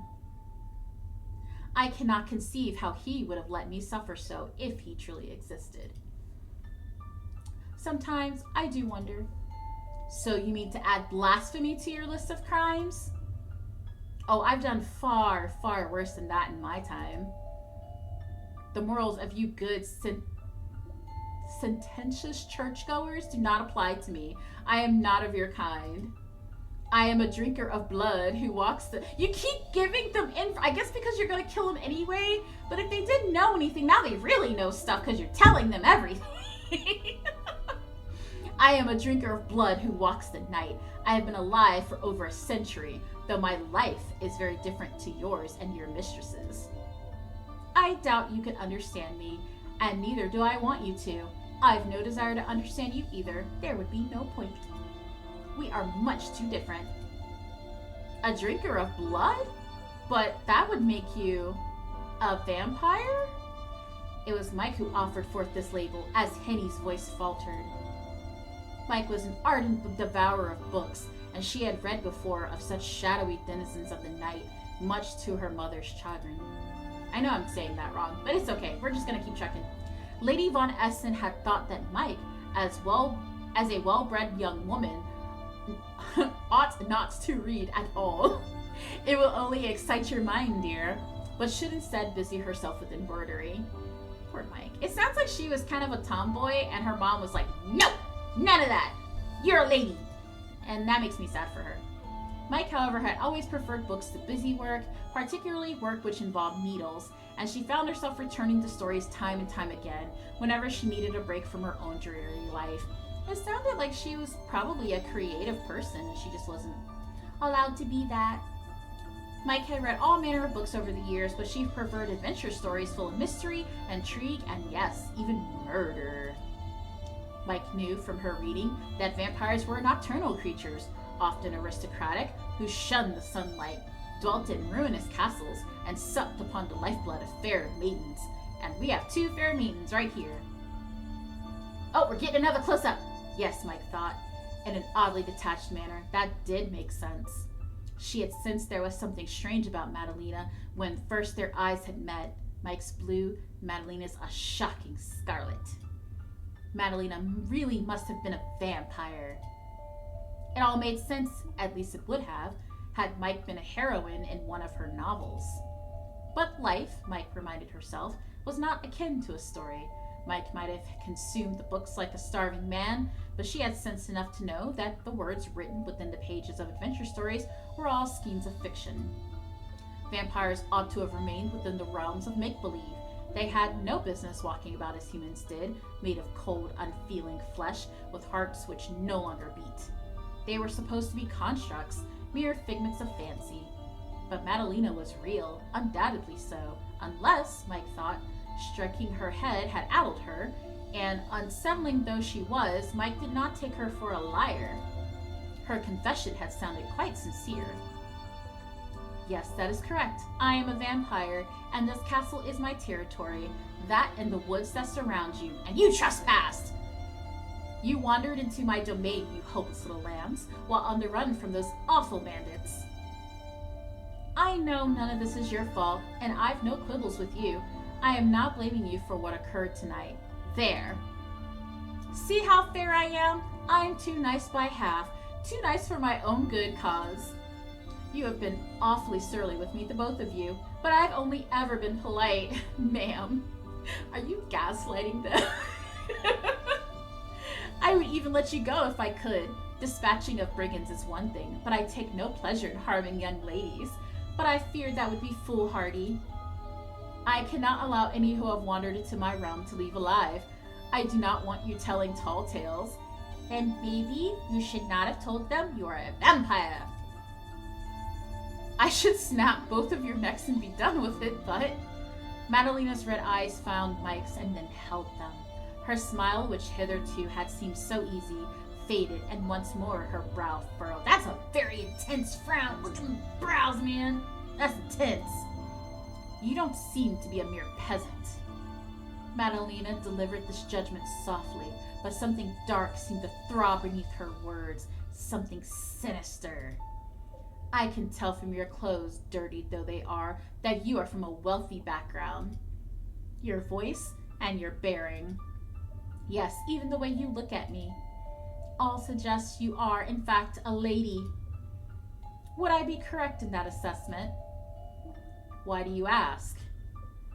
It would be problematic for me if I were to dispatch a woman of renown. I would not want your disappearance to catch the attention of men in high places. Time to start lying your butt off, even if your fiancé probably won't come looking for you.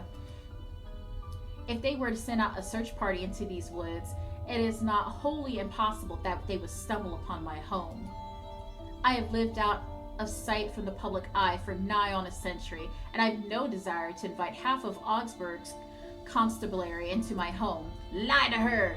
The idea is incredibly unpleasant. Madalena pulled a face, as a small child might when confronted with a plate of food they did not much care for. If you really are a lady, I might do well to exercise some caution. Girl, I come from the finest of bloodlines. I am royalty. I would tell her anything at that point. I suppose I can always spare your life. Oh no, don't kill Hetty. I love Hetty. And kill only this dowdy common. She's not dowdy, she's gorgeous. You're a hater. You're a maid, I take it. Madalena looked to Henny. Now her lips curled into a mean smile. Leave Henny alone. She's nice. What do you say to that? It is not a bad trade, is it? Her life for yours. Precious few people who find themselves in my abode are ever able to live to tell the tale. You would be one in... Goodness, how many guests have I had over the years? There must be a good 200 or 300. How have you never been caught? Aren't you touched by my thoughtfulness? Silence descended in the decrepit cell following Madalena's announcement. Stuck for words, Mike could only stare at her, her lips parted. Oh, I don't know if you guys can hear my dog, but he's a Borkin. He's a good boy. What was she to say to Madalena's proposal? How was she to feel? Ooh, do I get a choice? Ooh, am I finally coming upon a choice? There was relief, certainly, at the prospect of escaping the cell, but Mike could take no real pleasure in it, not when it would come at the cost of Hetty's life. How could she abandon her friend, who had been by her side since her early childhood? Were it not for Henny, Mike knew she would be dead already, butchered like a farmyard animal in her parents' carriage. Henny had rescued her once already from a blandit from a bandit's blade. It seemed unconscionable that she should leave her now. Mike turned this over in her mind, worrying her teeth with her lower lip when... Oh, we're getting a CG. Well, if my life's all you're after, look at Henny. No, you can't sacrifice her. She's so cute. And she's so sweet. This is like the biggest bestie. She's literally ride or die for you. Henny reached out, taking Mike's hands between her own, and then said, what else is there to think about? It sounds like a fine suggestion to me. Ma'am, I need you to treasure your life more, please. Don't you agree, Mike? No. Why would she agree to that? You're her bestie. Mike stared into Henny's round, soft face, her eyes vast and uncomprehending. Surely you don't mean that. You're not all right with this, are you, Henny? Yeah, no sacrifice. Everybody has to live. Well, it'd be a lie if I said I was jumping up and down for joy at the prospect of being eaten by a vampire. Henny's smile wavered, though she tried to maintain a brave face. No, look, you can't sacrifice this face. Look at her. And she's such a good friend. No, I refuse. Henny's smile wavered, though she tried to maintain a brave face. But if it's what I've got to do to save your life, Mike, then I'll do it. I do love you, after all. I love you too, Henny. I love you too. I'm not going to let you get hurt. Henny tried to sound brave, but Mike could hear how her voice trembled all the same. Could feel too how Henny's hands shook. No, she has to live. I will be so angry if she has to be sacrificed. Henny, like her, had heard the screams of the bandits' leader as they echoed through the halls. Though neither woman had seen his final moments, they knew from his cries that his demise must have been barbarous. Mike could not allow Henny to endure such suffering for her sake. She could not allow her to die. Mike knew Henny only wished the best for her, but no. That's right! You stand up for her! Mike spoke up, her voice surprisingly cool, given the wild fluctuations of her heart within her breast. I won't allow that to happen. It wouldn't be right. If one of us must remain here, then it ought to be me. What? No! You can't mean that, Mike. Surely you jest. No, I'm not. You know I have a terrible sense of humor, Henny. I hardly ever tell jokes. I don't have enough levity in me for them. I'm being very serious. You've always looked out for me ever since I was small. Not that I always listened to you. Don't you remember when I stole the keys to the mausoleum in my insufferable curiosity and crept inside? But of course I remember. You dragged me in after you, despite my warnings, and it went about as badly as expected, too. Have a nice lurk! Didn't it just? Faintly, Mike smiled. Dire though their situation was, happy to share this memory, though it wasn't at all fond with Henny. For all she knew, it might very well have been her last chance to reminisce with her maid like this. Mike knew not what the future held, but... Lady Von Essen was in such an awful mood when she found out. It was quite frightening. I'd never seen anything like it. Oh yes, she was fearfully cross. It's a wonder fire didn't come out of her nostrils. I recall that she struck you. Aww. Aww, she was probably just a little girl. You shouldn't hit your kids, guys. Don't ever hit your children. That's not a way to discipline them. And then when I tried to argue on your behalf, she struck me too. Aww. She struck me so hard my ears still ring from it sometimes. Aww. That's sad. That's so sad. I'm angry for you guys too. Like, her mom was mean. God, yes, poor hen. I felt awful about it at the time. Really, I did. I didn't care about my punishment. God knows I deserved it. But you'd done nothing wrong. You'd been perfectly reasonable about the whole thing. Okay, I do want to take a moment because this conversation is very heartwarming, but the potential murderer is standing right there. If I'd listened to you, we could have avoided the, oh wow, that's a word, altogether, but I was too reckless. I ignored your wishes, but you still tried to protect me. You jumped to my defense just like a knight, and you were slapped silly for your troubles. Aww. Can we romance Henny? Like, She's such an awesome person. Like, I would 10 out of 10 would smooch. It was horribly unfair. I've dragged you into all sorts of messes before, Henny, but you've always come to my defense. You've been a wonderful friend to me throughout the years, but I can't keep relying upon you. I don't want to take advantage of your kindness. But Mike, I like it when you rely on me. Oh, but this is a little different, because the lady's gonna kill you. Please feel free to take advantage. That's what I'm here for. No, I can't. This isn't right. It's long past time I repaid you. By offering yourself up as a sacrifice in my stead, and that isn't what I want. I don't think she wants you to sacrifice yourself, Henny. Mike, please. Henny stared at her mistress, her expression entreating. I love you, but you're acting like a crazy woman, so I'm gonna just reverse that. And you are the pinnacle of rationality, are you, considering this crazy deal? That is truly insane. Don't tell me you've accepted all this. Of course I've not accepted it. I'm terrified, really. See how my poor hands are shaking? But one of us biting it has to be better than both. Sometimes the word choice. The word choice slays me. If I can protect you, then I must. I will. That's my job. No, it isn't. Not any longer. I'm absolving you of your duty, Henny. This farce has lasted long enough. What farce?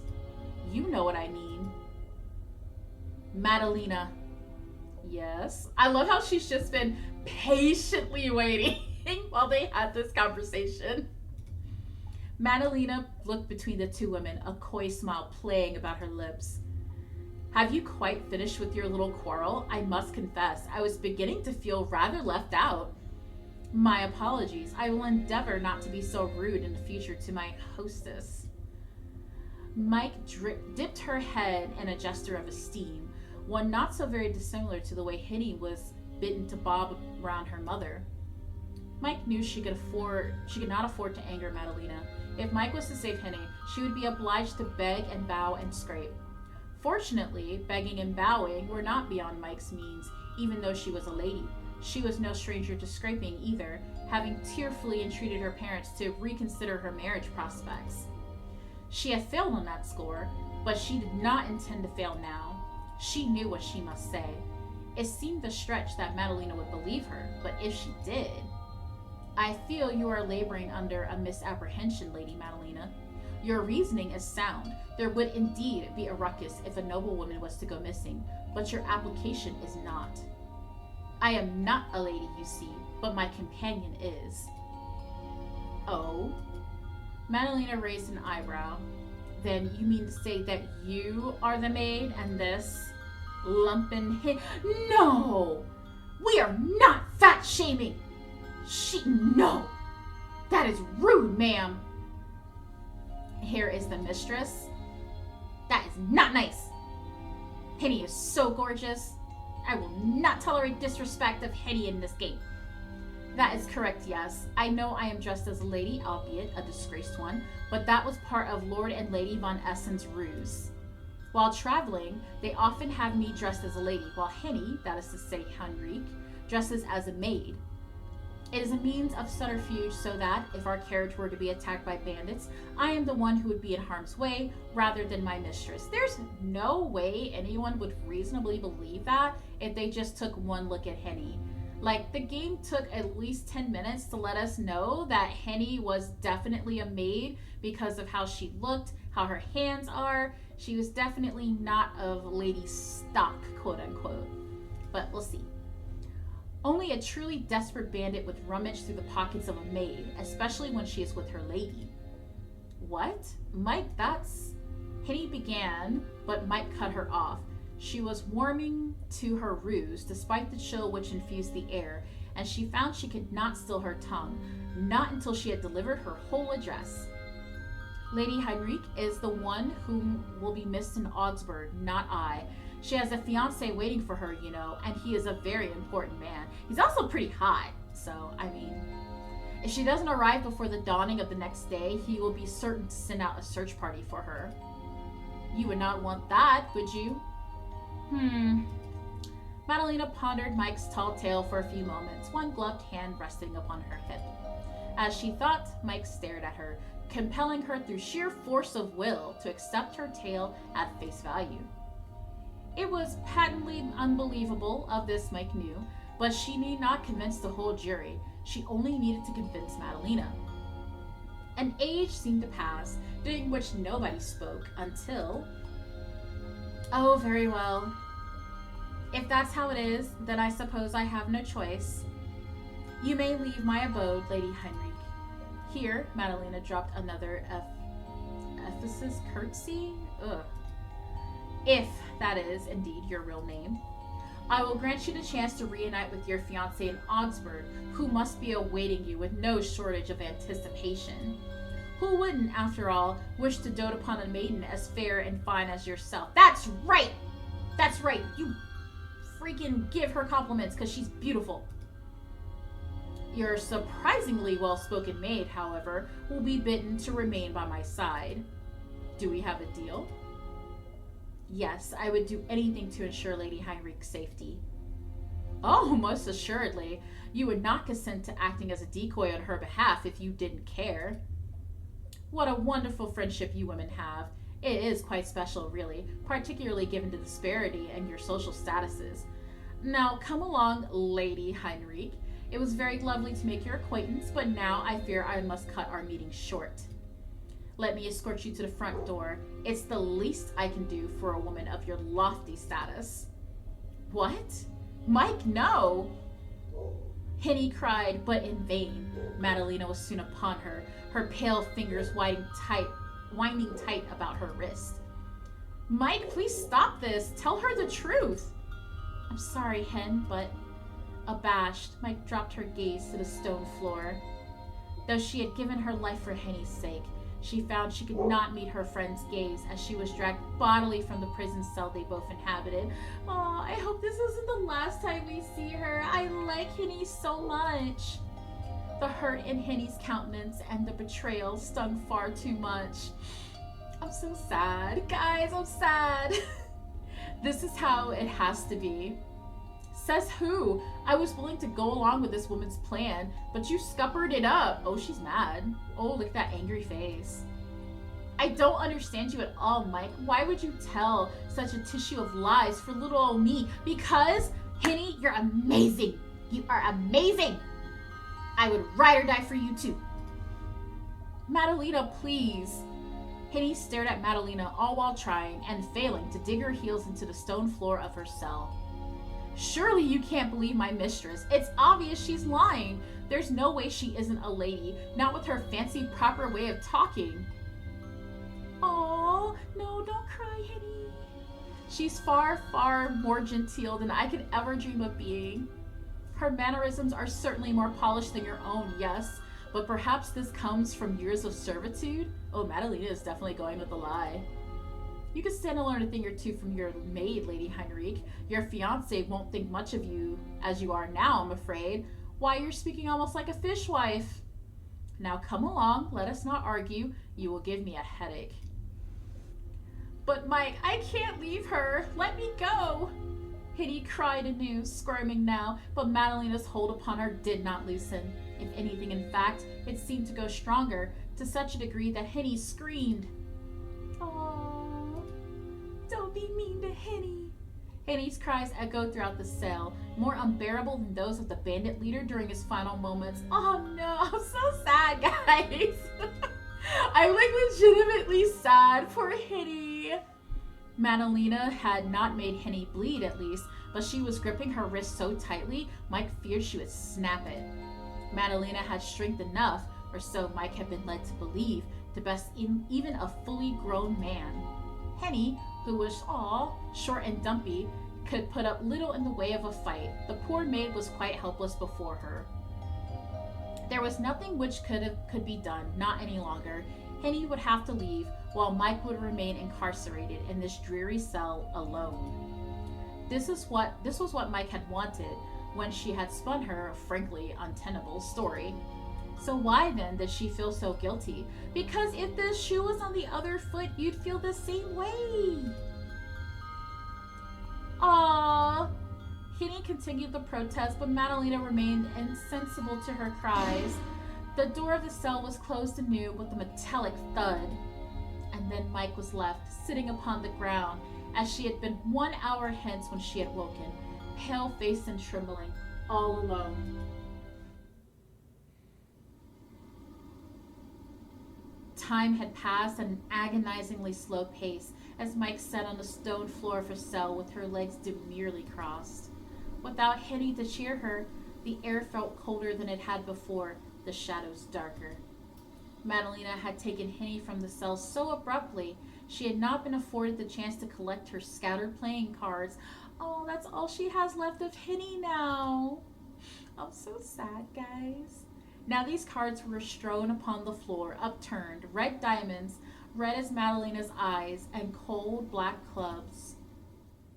Mike caught the eyes of a nearby joker, his lips pulled into a garish smile, and shivered. Paranoid though she knew it was, it felt as though the card was mocking her. Mike reached out, fingers trembling, to grab the card, then flipped it over. She did not want to look at the joker's grinning face. Okay, so this is like just a silly story, but when I was a kid, I would be so paranoid at like pictures and things looking at me that I would like in like my parents' like room and stuff like that, I would flip all of the magazines over, and like if I went into like the bathroom, I would cover the mirror because I was so paranoid about the things watching me. I found out later I just had anxiety, but this just reminded me of that, of like the whole like face looking at you and mocking you and making you feel like uncomfortable. I just relate to that, or did. I don't feel like that anymore. She did not want to think either about what Henny was doing or how she was feeling, and she certainly did not want to think of her own future. That's fair, because that's definitely up in the air right now. It would be easier to drive such musings from her mind, and yet, though Mike tried to keep her thoughts placid, like, oh no, that sounds so scary. Although I do actually like porcelain dolls. I never had any growing up, but I think 30 porcelain dolls on a shelf though probably would have freaked me out a little bit as a kid.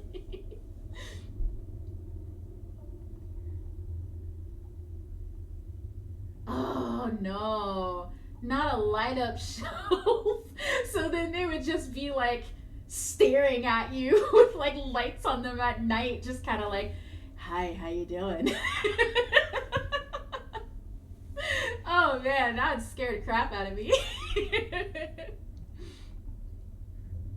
Oh gosh, okay, where was I?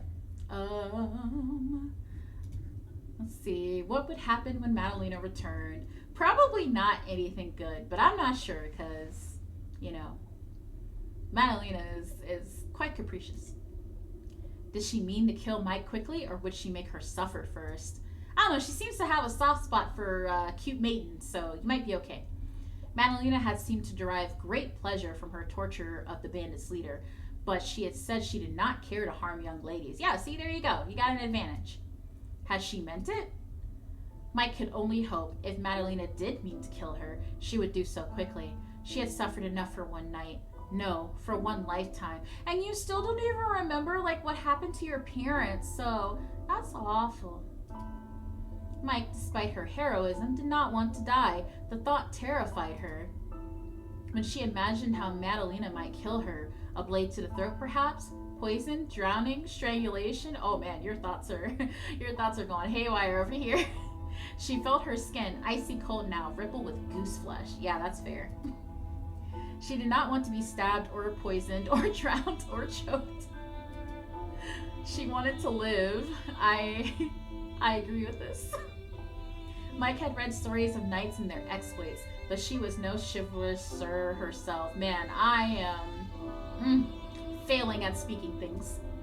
She was a young woman, though not, as her mother might have reminded her, so very young anymore, and she had little experience of the world beyond her parents' home. From an early age, Mike had been taught to hold her tongue, to hold her thoughts, to be sweet and pretty and patient, and above all else, pliant. She was not supposed to think for herself, let alone stand up for herself. It wasn't appropriate conduct for a lady. Mike had endured. Oh, she's 25. Oh man, I was so off, guys. I thought she was like maybe like in her 20s, maybe early 20s or even younger, but she's 25. Okay. I was off. I'm so sorry. I'm sorry, Mike. I definitely did not guess your age right. Alright, she's living only to please her parents and her parents' esteemed visitors, and later her parents' chosen fiance. But it had not felt like living. The only times Mike felt herself were those when she played cards with Henny, or read her books, or sat up by her window at night and stared out into the garden. Wow, that's sad. I'm sorry, Mike. I'm sorry that it seems like you felt so lonely and you just wanted to read and study and learn about the world. And it seems like your parents were just like, no, get married. Look pretty. That's all you're good for. That sucks. I'm sorry. Mike was 25, almost 26, but she knew nothing of the world. She knew nothing of freedom. She had never truly lived. How then was she supposed to die? She could not pass on Shirley until she had at least been afforded a chance to visit some of the places she had read about in her stories. Such dreams had been all which had kept Mike going throughout her dreary days kept indoors. She had persevered, not for the sake of her present, which she had lamented, but the hopes of a better future which waited. She had always been sure beyond the horizon. Now, Mike feared she would never be able to reach that future. Her life was to be curtailed before it could truly begin. She would never see any of the world now. Paris, Venice, and Rome would remain a mystery to her. Exotic settings for stories and nothing more. She had been born trapped, and she would die thus. The only difference was, it was no longer her parents entrapping her, but a monster. It was a pitiful way to bring her life to its denouement. Had her 25 years thus far been a story, Mike thought bitterly, it would have been a hopelessly dull one, full of endless waiting and precious little doing. Man, I feel like sometimes if our characters in our stories were conscious of the fact that we wrote them, they would probably slap the crap out of us if they ever met us. Reality, you put me through all this suffering, you suck. Waiting to live, waiting to die. Was there any difference between these two states, really, when all was said and done? There's no point crying about it. Mike muttered this under her breath, in the dark, for her own peace of mind. There's no guarantee I would have been allowed to live, even if Madalena did set me free. I would have had to return to Herr Gerhardt, and we would wed, and then I would spend the rest of my days trapped in his house. God, that's so depressing. I'm so sorry. I would go from being a cloistered daughter to a closeted wife. Oh my gosh. Is that any better, really? It would be, Mike mused. Nothing but another form of imprisonment. Walter had the money to travel anywhere, but whether he would be willing to expend these funds on little jaunts for his housebound, bored wife was doubtful. Perhaps it was better this way. Mike had no life, she knew, waiting for her beyond the walls of Madalena's castle. She had never been allowed to live as she had wanted. That being the case, she might... Oh my goodness. Oh no.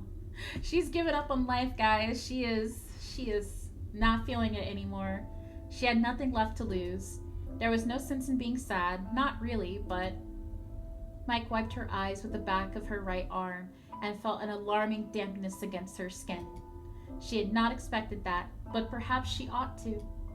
Her heart felt like it was breaking. Why am I crying? Girl, you have been through 5 traumatic events in 2 hours. I would cry too.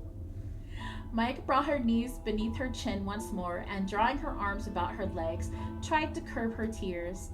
The minutes continued to pass by, each more intolerable than the one which had preceded it, until, at last, Mike was alerted by the sound of footsteps. The iron door which partitioned the cell from the hall opened with a scraping squeal, and once more Madalena entered Mike's cell. Though Madalena had left with an unwilling Henny in tow, she was now alone. Henny had gone. Well, well, aren't you a sight for sore eyes? How fares you, my dear captive? I do apologize for the wait. Oh, never mind about me. What about Henny? Did you set her free? Goodness me, your loyalty towards your lady is most profound. I was certain you would be inquiring as to your own fate, but no. You seem to only care for her. You really ought to worry about yourself more, given the circumstances. But I shall endeavor to allay your worries. I did indeed set your mistress free. I escorted her to the entrance of my home, then bid her on her merry way. Now why do you ask? Do you not trust me? You've done little to deserve it, given the way you've treated Henny and I, but oh, I'm so glad to hear it. I only hope that Henny will be alright on her own. I have a feeling Henny is not gonna give up on you, but we'll see. Don't hurt her though, Madalena. I'll be so mad. That remains to be seen. I set her free, yes, but there's no guarantee she will be able to find her way to Augsburg, not in the dark with all this fog. These woods are dense, and the paths are not clearly signposted. It would come as no surprise if she would find herself lost, or else at the mercy of wild animals. This forest is fair teeming with wolves. Did you know that? Wolves?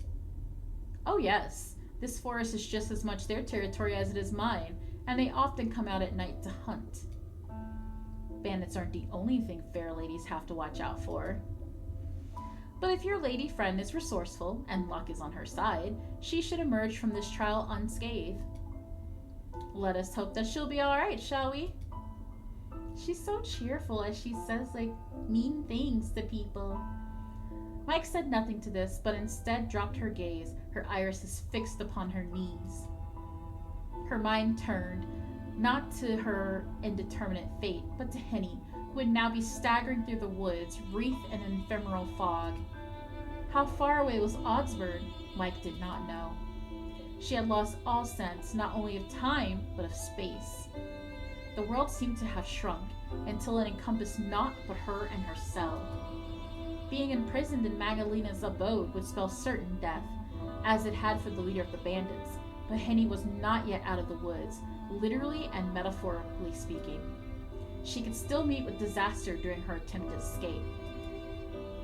Mike saw Henry backed against the copse of trees, their branches slender, sinister as a pack of hungry wolves. Oh my, ma'am! I understand things are bleak, but holy crap!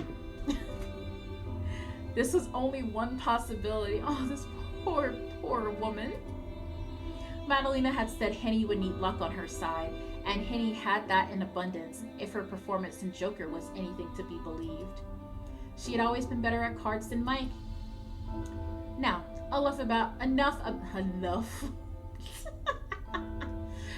enough about Lady Heinrich. She is no longer my captive, and as such, is of little interest to me. I would far rather speak to you. To me? Yes, indeed. I have designs on you, my loyal little serving girl. Oh, so we're back to the serving thing. The plaything thing that you spoke about earlier. I guess we're back to that. I do hope you'll make yourself useful during your stay. So we're not murdering. Okay, that's good.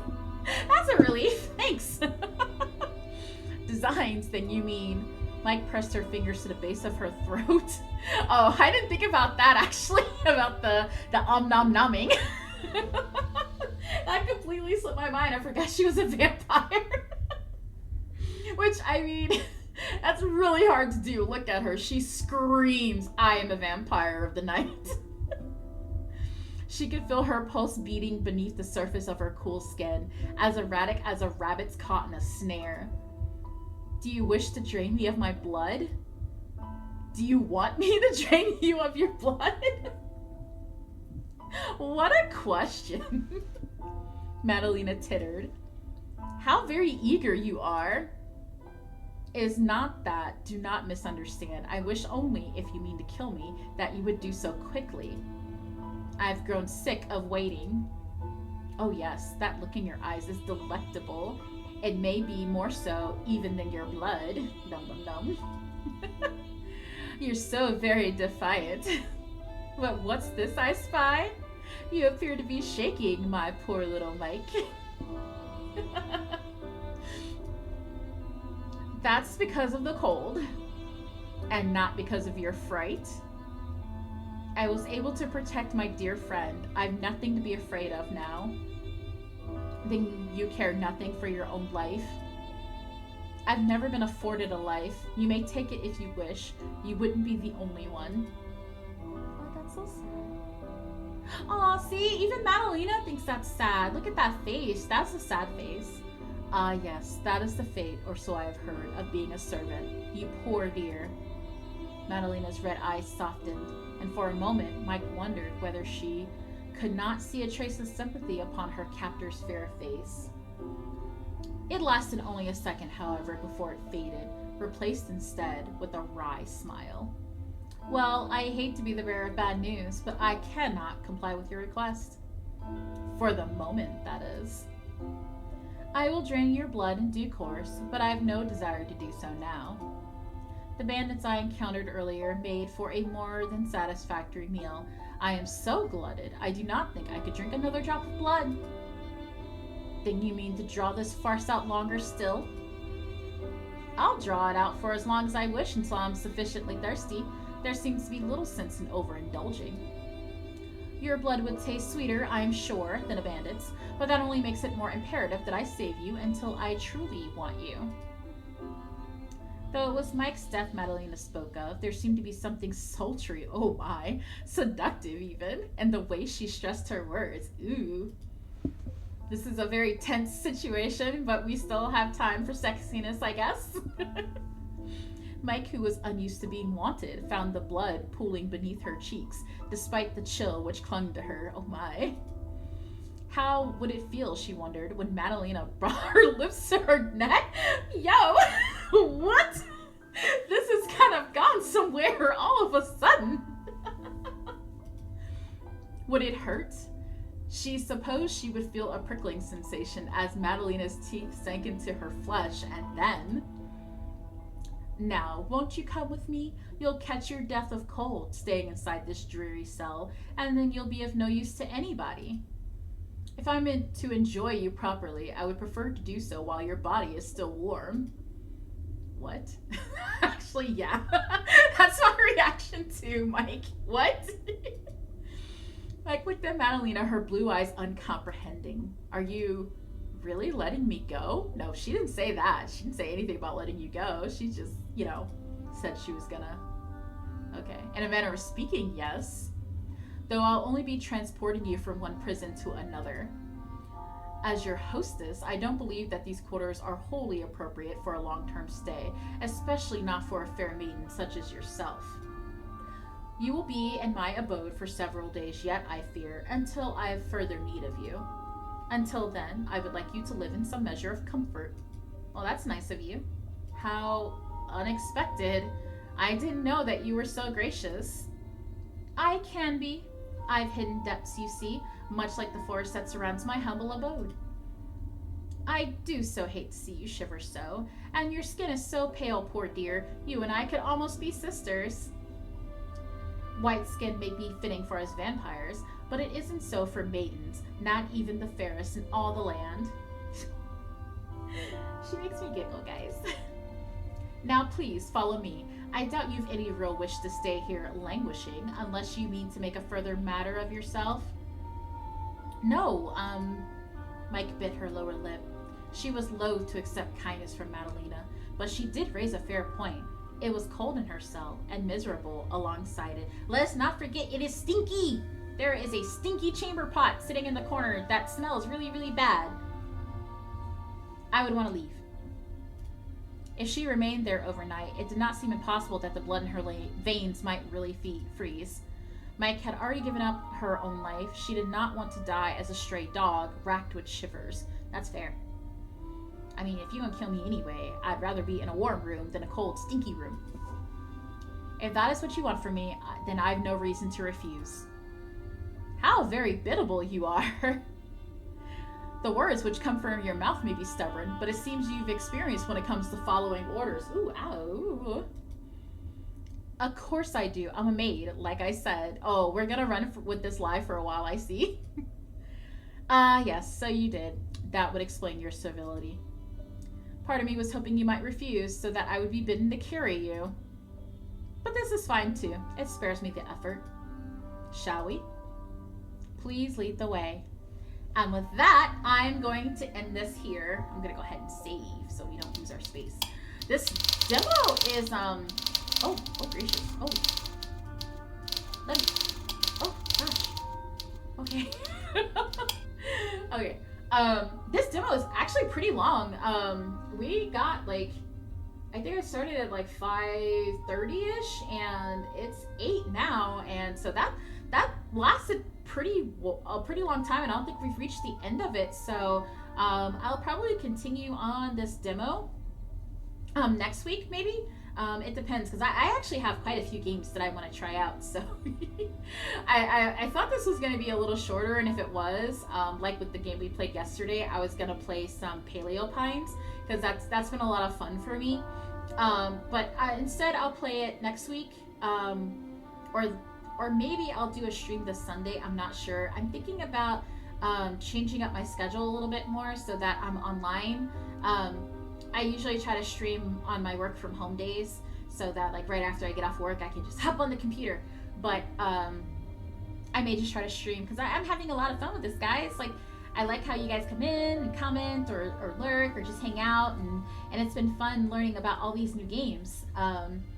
So if you have any games to recommend to me, that'd be awesome too, because I play like otome games, I play farming sims, cozy games, anything like that. I like to play all of those. But anyway, I won't take too much longer. I just want to give a shout out to Endo, my moderator, and my partner, who always supports me.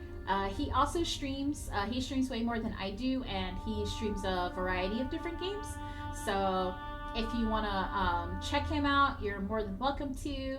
And I'd like to thank everybody who came in today and just hang out with me as we played this very interesting vampire game. I just love the art. It's so nice, and the characters are pretty funny. I'm gonna miss Henny. I miss her already. She's so sweet. Anyway, guys, thanks for stopping in, and I hope to see you guys. I think I might stream Sunday, or we'll see. But if not, then I will see you guys next Monday. Have a good day and have a great week, and bye-bye.